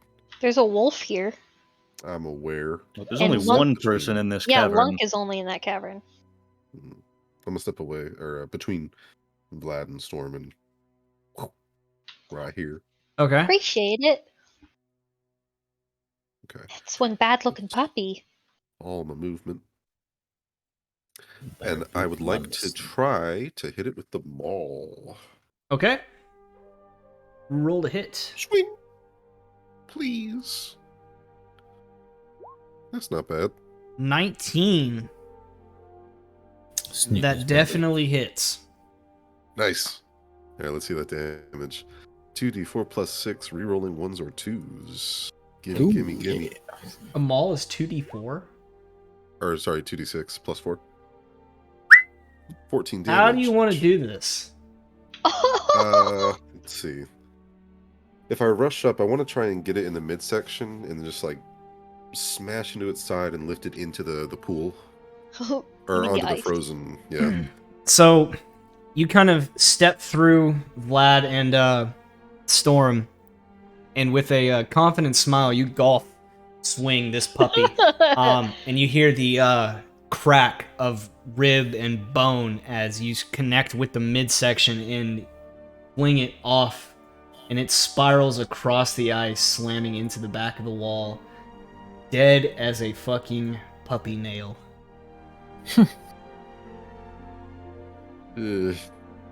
Nice. And hearing these sounds You're erupt, welcome. hearing these sounds coming from the chamber below, you hear a erupt from the back chamber where Lunk currently is. Storm. Okay. Oh no. She's gonna peek up the stairs, and she's gonna throw Get in a. there, champ. She's not going all the way up there. She's gonna throw a healing word at Lunk, which is 1d4 plus 4. Okay, is healing word a range spell? Yeah, 60 feet. Perfect. A healing word, yeah. Do I roll that or? I rolled min, so you only get 5 points back. All right. And then that was a bonus action. Can I see either of these guys? Mm-hmm. I will. Guess what? You can mainly see the orange one that didn't take his action to hide, and you do see Lunk kind of looming over what looks like a goblin ear sticking out of the. I'm gonna point a finger at the orange one. I'm gonna go, you. And classic, told dead. Okay. And that's She's a a 14 wisdom save. 14. That's a natural 3 minus 1. That's 7 damage. Necrotic. Orange is B, so his bell is rung and is no longer living in front of Lunk, and he just kind of slumps down. He what? Wow, he didn't have a lot of hit points. All right, that brings us to Valera, but she is not here. That brings us back to Mr. Okay.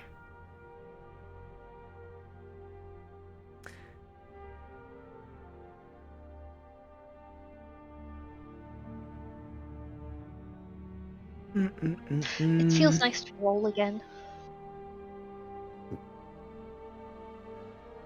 So, its first action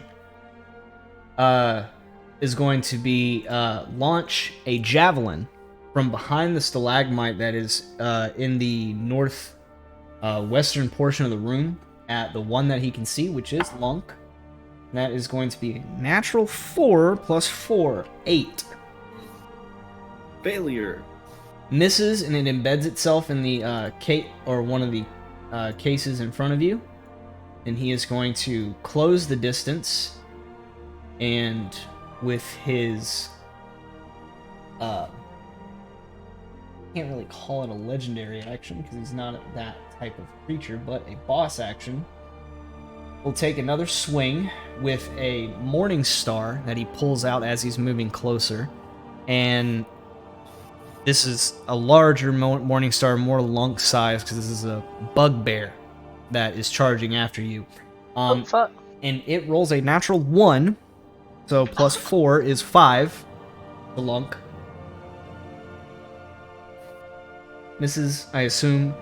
Let me correct this. There we go. Alright, so that was his turn. And then Goblin, Purple Goblin. Ooh, I need to mark off Orange Goblin because he is dead. Purple Goblin, stand up in front of Lunk and take a shot at him at disadvantage. I rolled a natural 2 and a natural 3.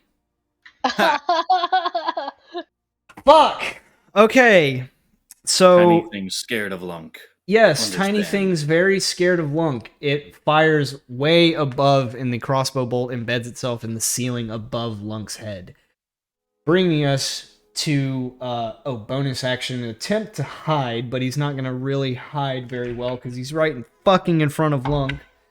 And that's also a natural 5, so, damn it! I need to get rid of these goddamn dice. All of my metal dice, go out of here. Damn it, not rolling well either.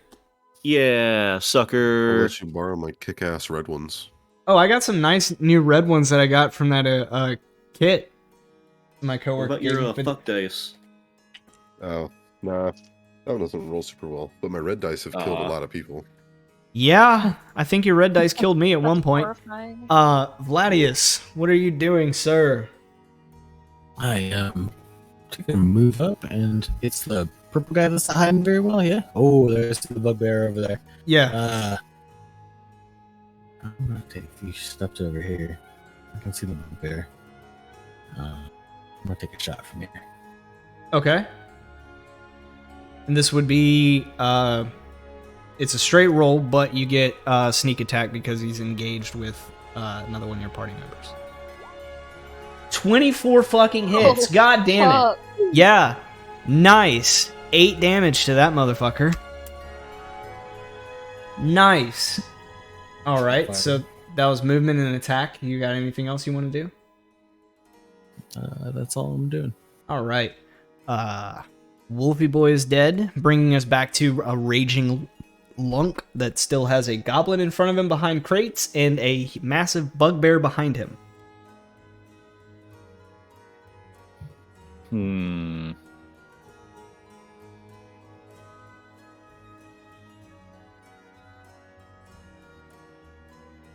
going to swap my attention to the bigger guy. Okay.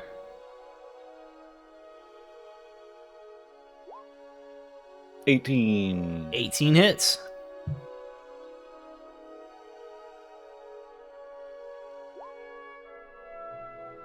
Five points of damage It'll actually be 7 plus 2 because of my rage. with your rage, yeah. Okay. The Wait, massive actually, hit is is... No. It looks like I do not get a bonus to damage yet. It's not till later, I guess, for 5e. Interesting. let me see if I can pull up the Barbarian Rage table real quick. I should have it. Because right now, Basic all I rules for gain is 5th advantage on edition. strength checks and saves, not attacks. Okay. Oh, Cool. no, there it is. Plus 2 melee damage with strength weapons. Got it. All Didn't see right. that. It was blending in. Yeah, there's a table with your rage damage. Yeah, I need to pull that up on my chart. Actually, It's Oh just yeah, two I just read my actual rage thing. I don't have Yeah, no it's- rage table. It's 2, it doesn't get bumped up until 9th level. Yeah. Yeah, most barbarians rely on features to bump that up, because you can get all kinds of features to buff up your stupid ass damage. Mm-hmm. Bard.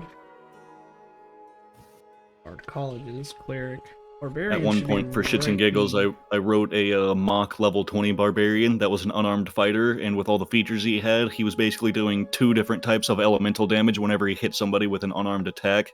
That's And weird. his unarmed attacks did like an extra plus 12 damage, so he was fucking shit up. Okay, A so pugilist.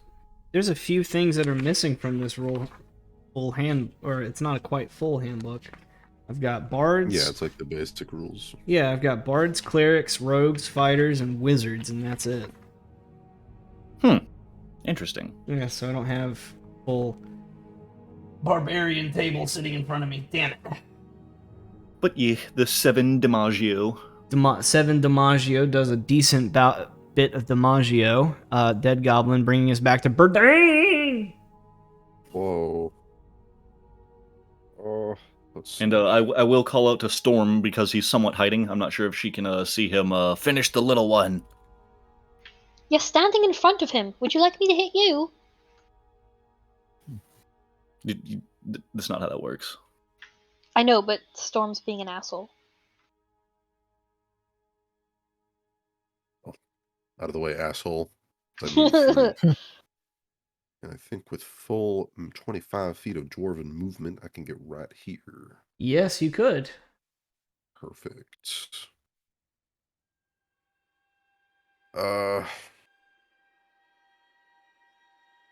Clark.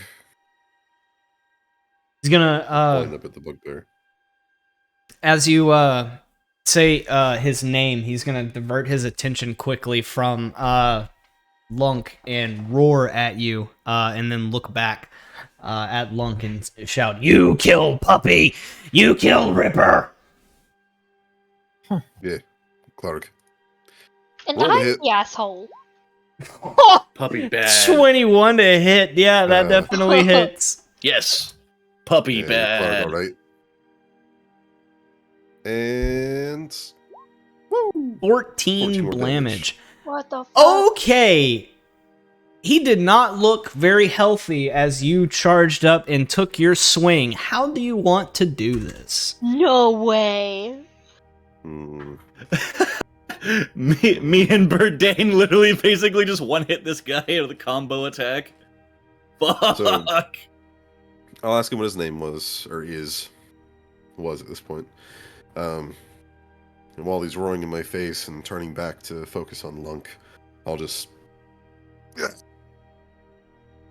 I'm hitting up at this point. I'd assume that a bugbear's a good few feet taller than a dwarf. Yeah.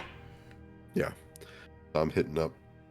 So you hear, or you bring the maul up, and it connects with the bottom jaw of this bugbear mid roar, and you hear the teeth just clunk and crunch underneath like a it. classic upward thrust with the hammer. And Ugh. he now has what you've only seen this kind of or facial feature with someone that doesn't have any teeth anymore. Like their jaw is like sandwiched together, their upper lip or bottom lip is wrapping over their or upper lip, and you see, or Lunk, because he's staring right at you, you see this maul connect, and hear that crunching sound, and you see his eyes just roll back into his head, and he just slumps over. Nice. Found Clark. How come this seemed easier than the other guy? Because we were all rolling normally? It's Shit! been a long day. Storm, it is your turn. You just witnessed the death of Clark, and you know that there is a goblin ear poking out behind the crate that Lunk is standing in front of. Well, I suppose an ear's all I need. And she's gonna point. And you know what happens next. Toll the dead. Alright. Wisdom saving throw. Yeah. Oh my god, damn it. Even my new dice. 5 minus 1. 4. All of my dice are going into the damn dungeon after this. That's 5 blamage. 5 blamage. Alright. So, Lunk, again, you hear or see this dive bell appear in front of the goblin that's hiding, and you hear it toll And although there's blood rushing from its ears and the corner of its mouth, it is still standing. Let's see. 5 damage. And that brings us to Bugbear's dead, Goblin A's dead, Vladius. Yeah, is there anyone even left in here? There's the one guy. The one little goblin, he's still living up here? There's one hiding Oh. behind that crate there. Yeah, he's hiding. He's got cover. Just behind dude. Lunk. I still can't believe Verdane and Lunk basically just one-hit comboed this fucking guy. I was expecting a long, drawn-out combat. I can't believe I one-shot the orange guy, damn. Just brain damage. Boom. Dane Bramage. Where were these rolls when we were fighting the last guy? God damn it! We would have been out of here fucking hours ago. If I'm not able to see Goblin Purple, I'm gonna search the dead bugbear's body and do some rogue. Oh well, I mean, if you're like in there actually searching, Lunk would have just pointed them out to you. Yeah. Oh, is he back here? Yeah. Am I able to fire off a shot, or I probably wouldn't have any? You would have... How much movement did you use to get up in there? You have 30 feet of movement, and that's... Yeah, I have 30 feet. 20? So that'd be like 20 feet. You would have 10 feet of movement, and you would... I'm not going to help you guys out a whole lot, but... I could get right up on him. Yeah, you could get right up on him. Yeah. And as you approach and aim... Or are you pulling out a dagger? Are you aiming the crossbow? Aiming the crossbow. So as you approach and aim the crossbow, this one goblin is sitting, like, cowering with his back to the wall, weapon dropped, and just like, Oh. wait!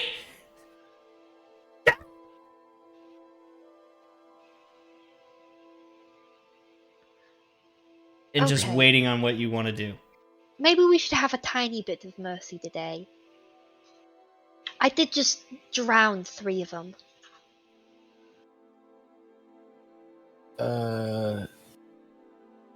Maybe just this once. But we're gonna bind the fuck out of this guy. Well, we can bring him to Yeehaw and let Yeehaw decide what to do with him.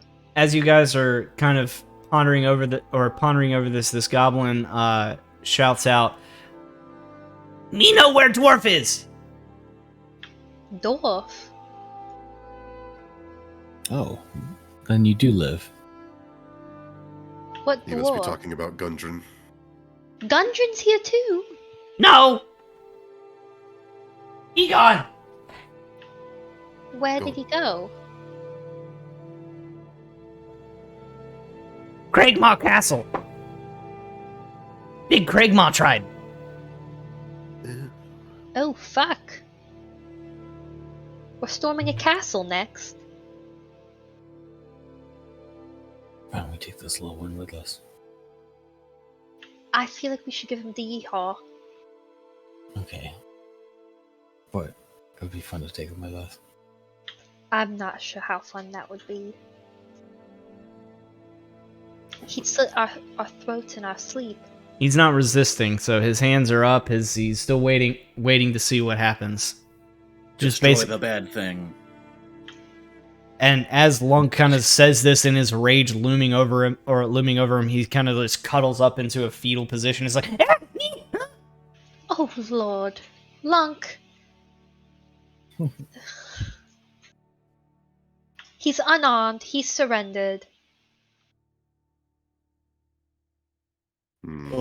At this point, I was gonna say, I would assume that it's been roughly a minute. Mm-hmm. Okay, cool.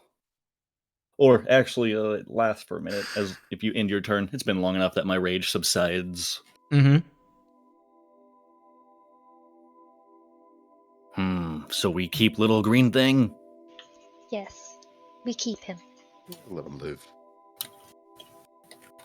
He lets out an audible sigh of relief. Remember this and tell your friends.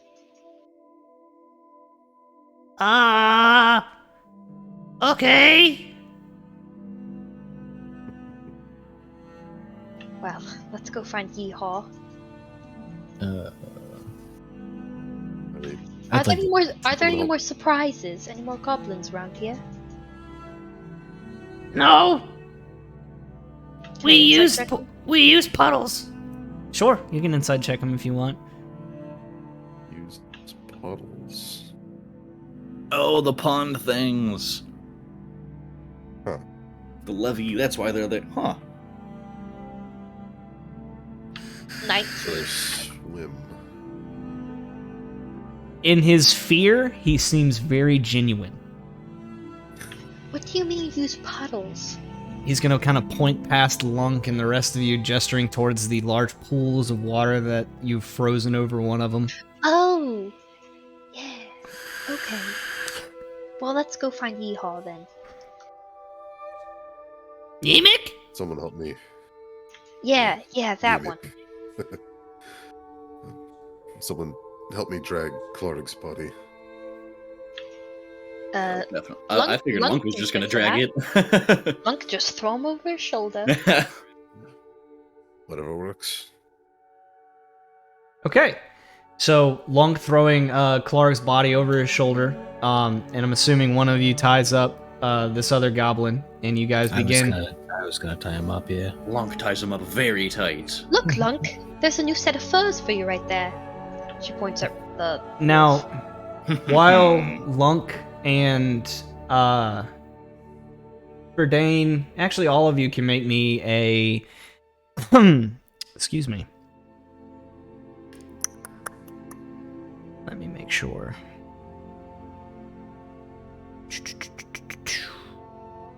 Give me a perception check.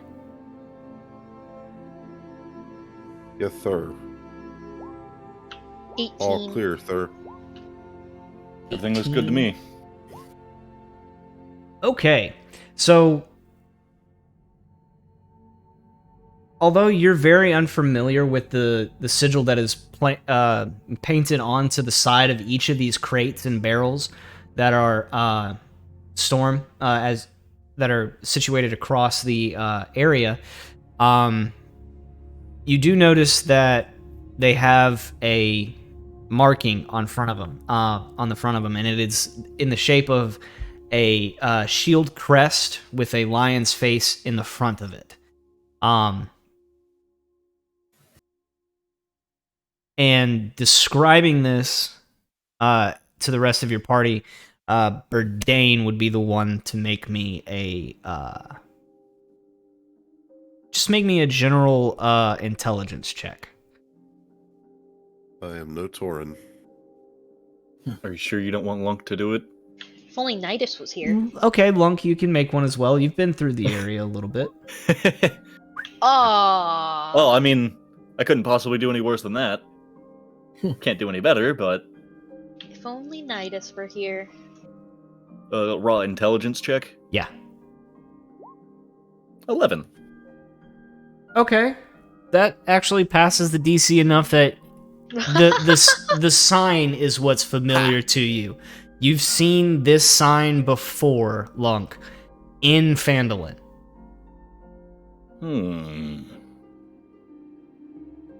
And not sure why, but Lunk knows this sign or a symbol is in Phandelver. Does he relay this information to us? As best he can, yes. What does that mean? Is this stuff they've stolen? Yes, The goblin pipes up. we take. Well, let's have a look-see, shall we? Okay. So, any one of you guys that are looking through, you can make me a investigation check. I'd like to take a look through. Could I do a survival to try and skin the wolf for a wolf pelt? That'll Ooh, be a fuck. nat 1 from Storm. Since you've done this before, Lunk, make this an advantage. But yeah, Okay. Awesome. Thank you. Berdane and Vladius, nice. Okay, so Berdane, you're the one, or you end up looking through most of everything at a quick pace, and you find the contents of what's inside these crates and barrels. Vladius, you kind of zero in on one smaller parcel that's sitting on top of these crates, and it's actually a receipt. And these goods are being were supposed to be sent to the Lion Shield Coaster, a general goods store in Phandelver. And it seems like these goods were stolen off of a previous cart and hauled here. And they have an intended destination. Burdane, you find a grand total of 600 copper pieces, 110 silver pieces, 2 potions of healing, Ooh. and a statue or jade statuette of a frog with tiny golden orbs for eyes. The statuette is small enough to fit in your pocket or a pouch. Gotcha. How many silver pieces? I'm sorry. 110.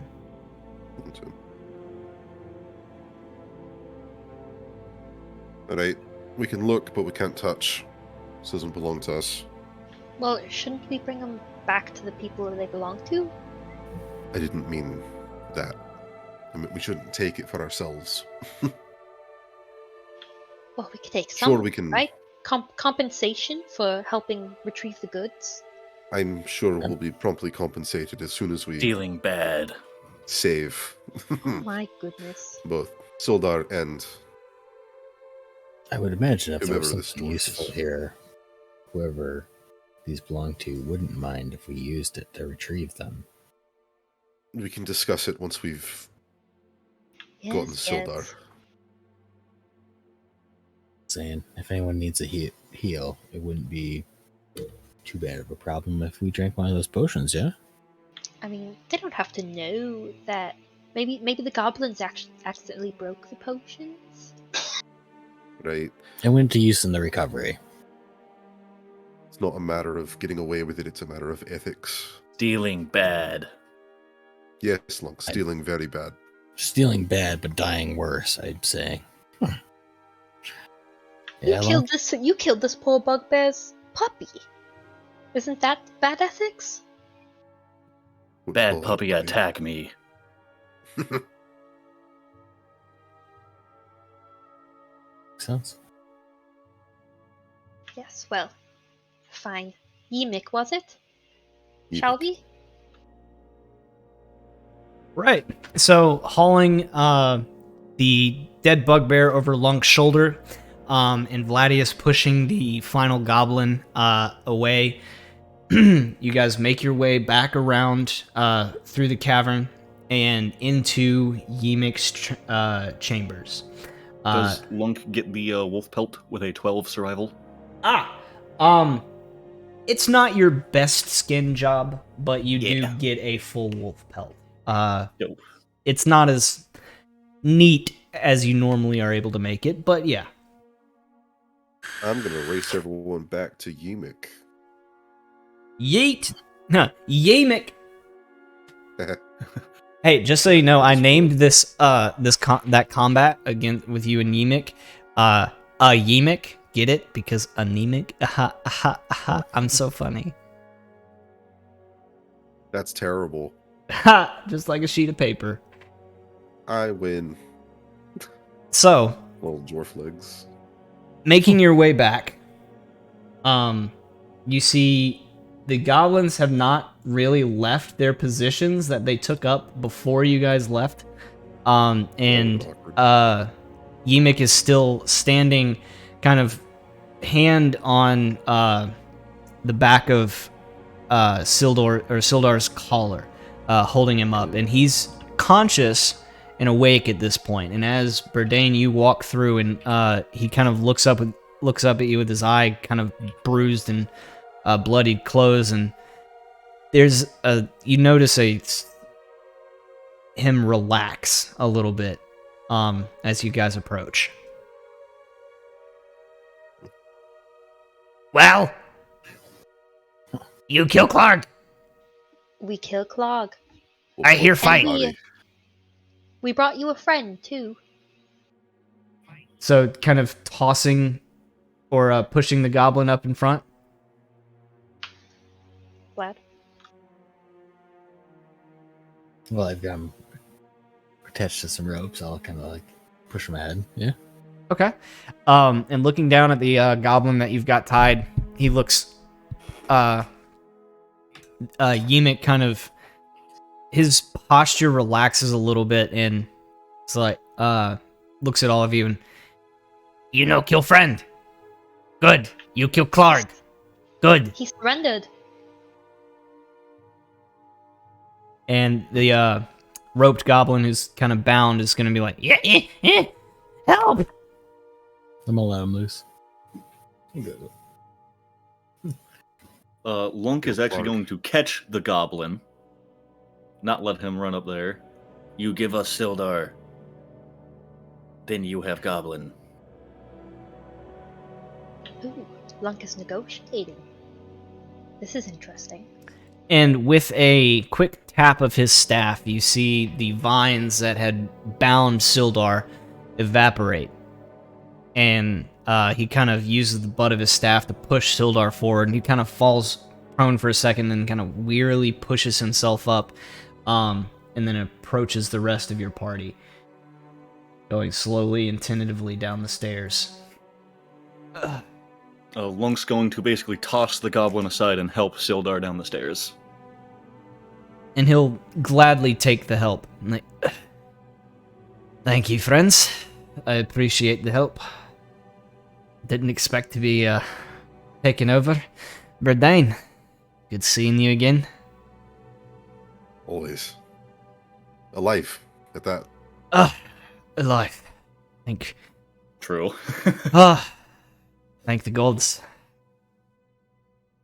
Well, he'll look, or Sildar is going to look back at Yemek, and Yemek is going to kind of like triumphantly stand above the rest of the goblins and, in a kind of lordly way, gesture his hand away for you guys to move away from his new domain. Storm is going to give a bow as she departs. You see his chest puff up even more, like, Me, King Yemek. Yes. You know, Storm, it's not good to inflate the ego. Yes, but it's very fun. Lunk's just gonna sort of grimace and look way down at the goblin as he leaves. Right, let's go. Goblin thing, tiny.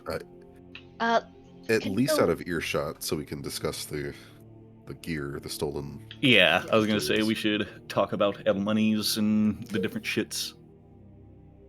And as you guys are beginning to make your way through, Sildar is going to kind of look up and... Wait, missing supplies. You mean from Lion Shield Coasters? Have those... Probably. Well, I don't know if... I can't speak for Mr. Lion Shield, but we can definitely bring that back to him. I'm sure he'd be happy to have his goods. Thank you guys for saving me. It's greatly appreciated. Do we get a bonus for this? He's gonna grimace a little bit, and I don't really have any gold on me, but I'm sure I can find at least provisions to maybe help you guys, or pay you guys for escorting me back to Phandelver. Yes, well, I did nearly die twice. Well, I would surely So hate to see your efforts go paid for, compensated.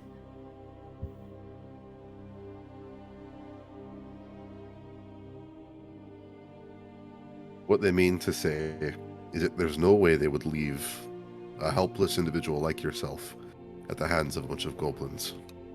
We considered it. Then we realized that we're good people. Right. Sildar is going to kind of look over at Storm, still kind of leaning on Berdane a little bit, and just look down at him. And this is an interesting bunch. I'm surprised Gundren hired them. Me too. Well, at But least they're effective. effective they are. Well, and through the process of about an hour, I'll say, breaking into about midday, you guys are able to funnel all of the goods out onto your cart, cramming it a little bit full with a Sildar in tow. Storm is gonna Yay. walk over and put a hand on his upper back, and she's gonna cast Cure Light Wounds or Cure Wounds, first level. Okay. And as this kind of bluish mist spreads from your hands and covers his entire form and heals some of the wounds, you see the eye kind of go from a swollen close to at least still bruised. How much does he get back? 7 points back. Oh, nice. Nice. Could have been better. Okay.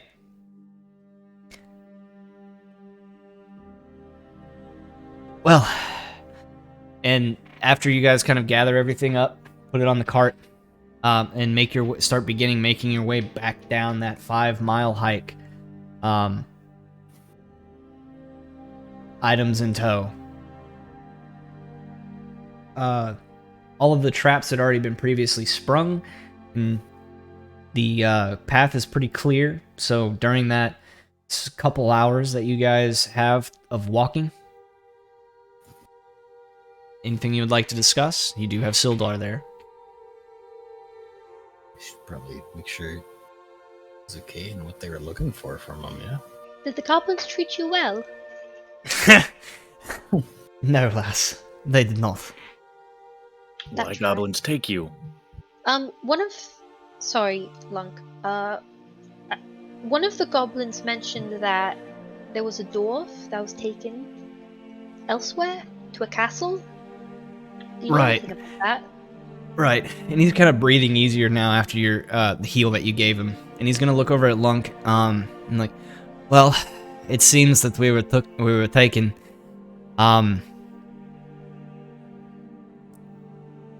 From what I could gather from the conversations between Glorg or Clog and the weird goblin Yimik. Yeehaw. Yeehaw, yes, that was him. Apparently there was someone that requested, or someone that even Clog answers to, that it was specifically ordered to waylay Gundren. And seeing as I was hired as protection, they saw me as inhibiting that and took me hostage. All I know of is that Gundren in the map that he carried were taken. Oh, we found an empty map case, didn't we? I'll pull it out. Aye, that's Gundren's. Thought so. Well, I suppose I see where this conversation is headed. I'm not 100% sure, but from the garbled conversations that I could hear, it seems as if the dwarf in the map were sent ahead to have an audience with the chief of the Cragmoors. At Cragmaw Castle? I suppose so, although I have no idea where that might be. What does a goblin castle even look like? I assure you I don't know either. But someone in Phandelver might know. Alright. Plus, if you don't mind taking me back there, I've got some work that I need to get started. We've got a job to finish. That you do. That you do. Admittedly, goblins probably didn't build it. They're likely squatters of some sort. I much rather enjoy the Most idea likely. of a goblin-made castle that looks like shit. It's probably just a bunch of sticks, like a teepee, but they call it the castle. The idea of storming a multi-level, shoddy construction goblin castle doesn't sound so fun. Well, that's not part of the job, is it? I bet Lunk could have started. I'm messing with you. Of cold. course, we'll go save the dwarf. Right. Your sense of humor is befuddling. Well, that's a fun word. Yeah.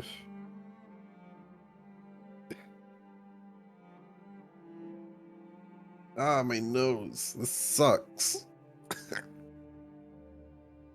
Okay. And let's see.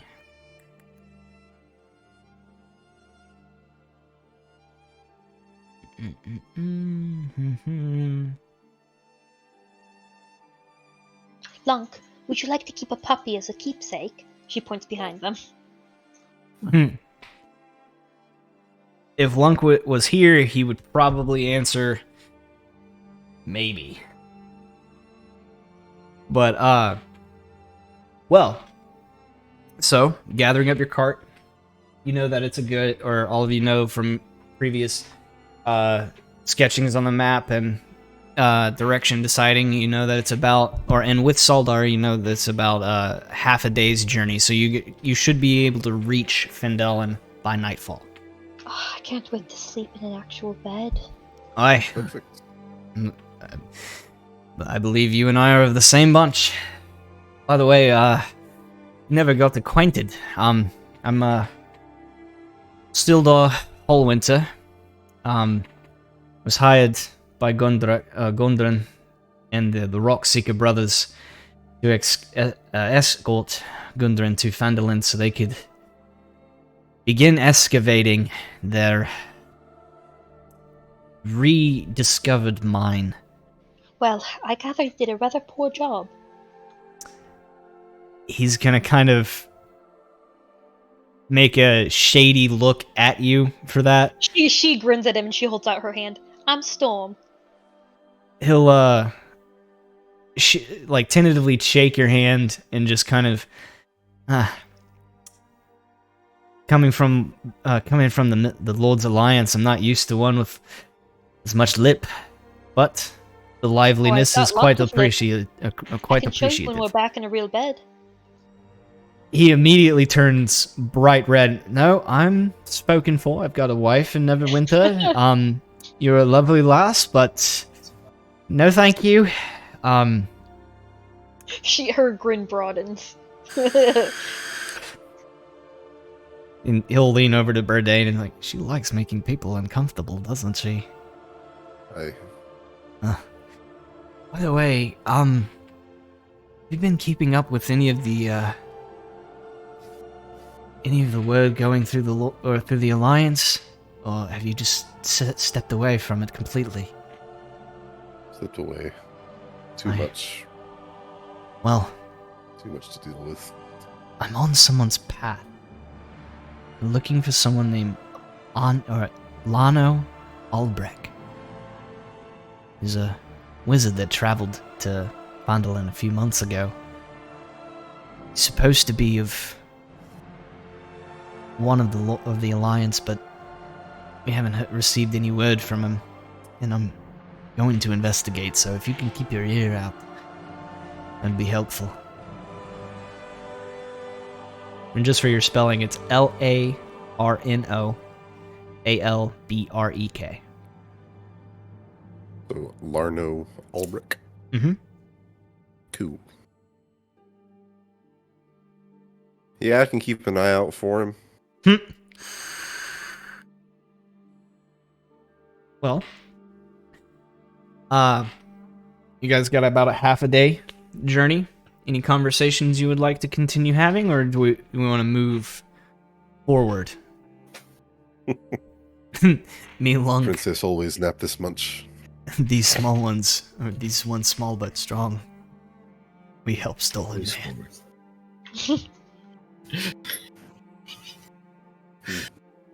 Oi. We've had some great conversations. Gladius. Yes.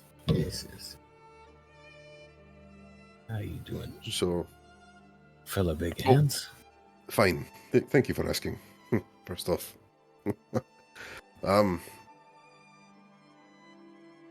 Sorry, it's a bit getting used to, but I'll point to Valera. She really, royalty. Very much so. Really. Yeah. That's why we're here. Come to see the world. See what the other side's like. Well, did it live Gotcha. up to your expectations so far? She gestures behind That's them. nice. Well, that is quite fun. It smells pretty nice out here. No. I'm not sure about that. A little less sulfur than I'm used to.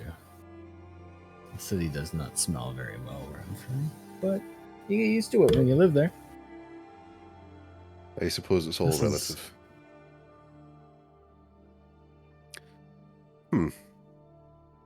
Well, not quite sure how I'm supposed to conduct myself in the presence of royalty. Been around for quite a few decades and never really had to train for this. I suppose you start imitating Vladdy here. You know, fawning over Oh. her, standing in front of her. You know, whispering sultry things into her ear. Not so Because sure you I would. can't understand our language doesn't mean that they're sultry, but compliments on your understanding of my language. Oh, I see. Huh. I'm sure she would be happy to be treated as royalty or as an equal. Maybe it would make her feel more welcome here. Equal it is.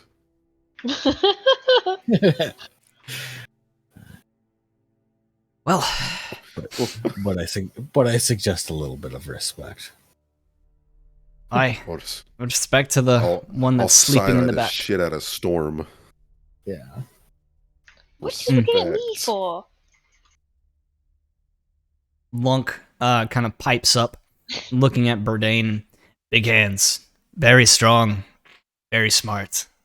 Why alone in Neverwinter? Oh, are you actually speaking for? He asked me to in chat, so I'm Yeah, doing he it. typed it in Twitch. Okay, gotcha. Let's see. How should I explain this Didn't you already? in terms Lunk Oh, long time. can do? BB not alone. Just away. Mm. So, I do have a family, Monk. Sorry, I can't keep the charade up for too long. I'm not going to insult your possible intelligence. I feel like that statement in and of itself should be insulting. But no, I'm not alone. Just away a lot. I've got a lot of kids. Don't get to see them too often. So, when I'm around, I take jobs in Neverwinter. Get to see my kids. Make sense? He responds, "Oh, big hand family, leave me like my family leave me." Oh, long. I suppose so, Lunk. Do you know where your family went, Long? No, Don't suppose you do, or you would have gone with them, huh? Lunk away alone. Big sad expression. Can I point to the fur that he has on his person and be like, family?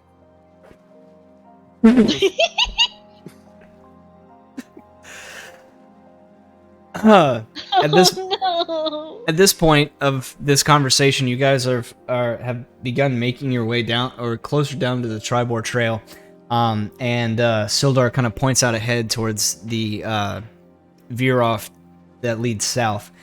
If you take that road, it'll lead you straight to Phandelver. By the way, how much do you guys know about this area? And leading into that question, you guys can make me history checks. Okay. Sorry, I And- want to ping on the map real quick. We're this section right here. Yep. And Long would actually respond to that question that it's a family gift. The fur on his shoulder is a family gift. Natural 19? That's a dirty 20. Nice. All right, so let me go to my GM overlay and put that These on the dice map. like me a lot more than the Digidice do. That's why I got roll a physical 13. dice. Well, so I just suck it up. along with Sildar kind of explaining this to you, Phandelver is kind of a frontier town built on the ruins of a much older settlement down here in the Sword Coast. Over hundreds of years ago, the old Phandelver was a thriving human town whose people were firmly allied with the dwarves and gnomes of the Phandelver's pack. However, some orc horde came and sacked the mines at Wave Echo Cave and laid waste to the settlement. And Phandelver was abandoned for centuries, but as of the last 3 or 4 years, hardy settlers like Mr. Rockseeker from the cities of Neverwinter and Waterdeep had begun the hard work of reclaiming Phandelver. It's become rather a bustling frontier settlement as it's grown up from the site of the old town and it's on the new farmers and the such. And as he's kind of finishing this kind of description, you guys begin cresting over a hill and down in a slight valley that backs up to another large hillside. You're able to see the small orange and amber bits of light that are surrounding a town with no walls, but you can see kind of the lights sparkling throughout the windowscape. And the rutted track emerges from a wooded hillside, and you catch your first glimpse of Phandelver. The town consists of 40 or 50 simple log buildings, and some built in old fieldstone foundations. More old ruins that are crumbling stone walls covered in ivy and briars surround the newer houses and the shops, showing how this must have been at once a larger town in centuries. Most of the newer buildings are set towards the sides of the cart track, which as you begin actually passing through the city gates, which widens into a muddy street of sorts as it climbs towards the ruined manor house on the hillside to the east of town. And as you approach, you can see the straggling of small children, like kind of playing in the darkness of the street, and you hear like distant calling of names of the parents trying to get these children to come home. And the townsfolk tending to the end of their chores and closing up their shops at various different times. Some are freshly, or looks like they've been closed for a few hours. Others are still open. And the few that are in the street, or the few people that are in the street, look up to you as you approach, but all return to their business as you go by.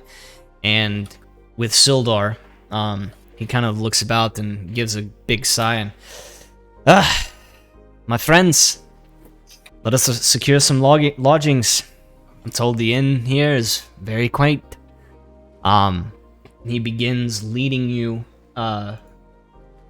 pointing in the correct direction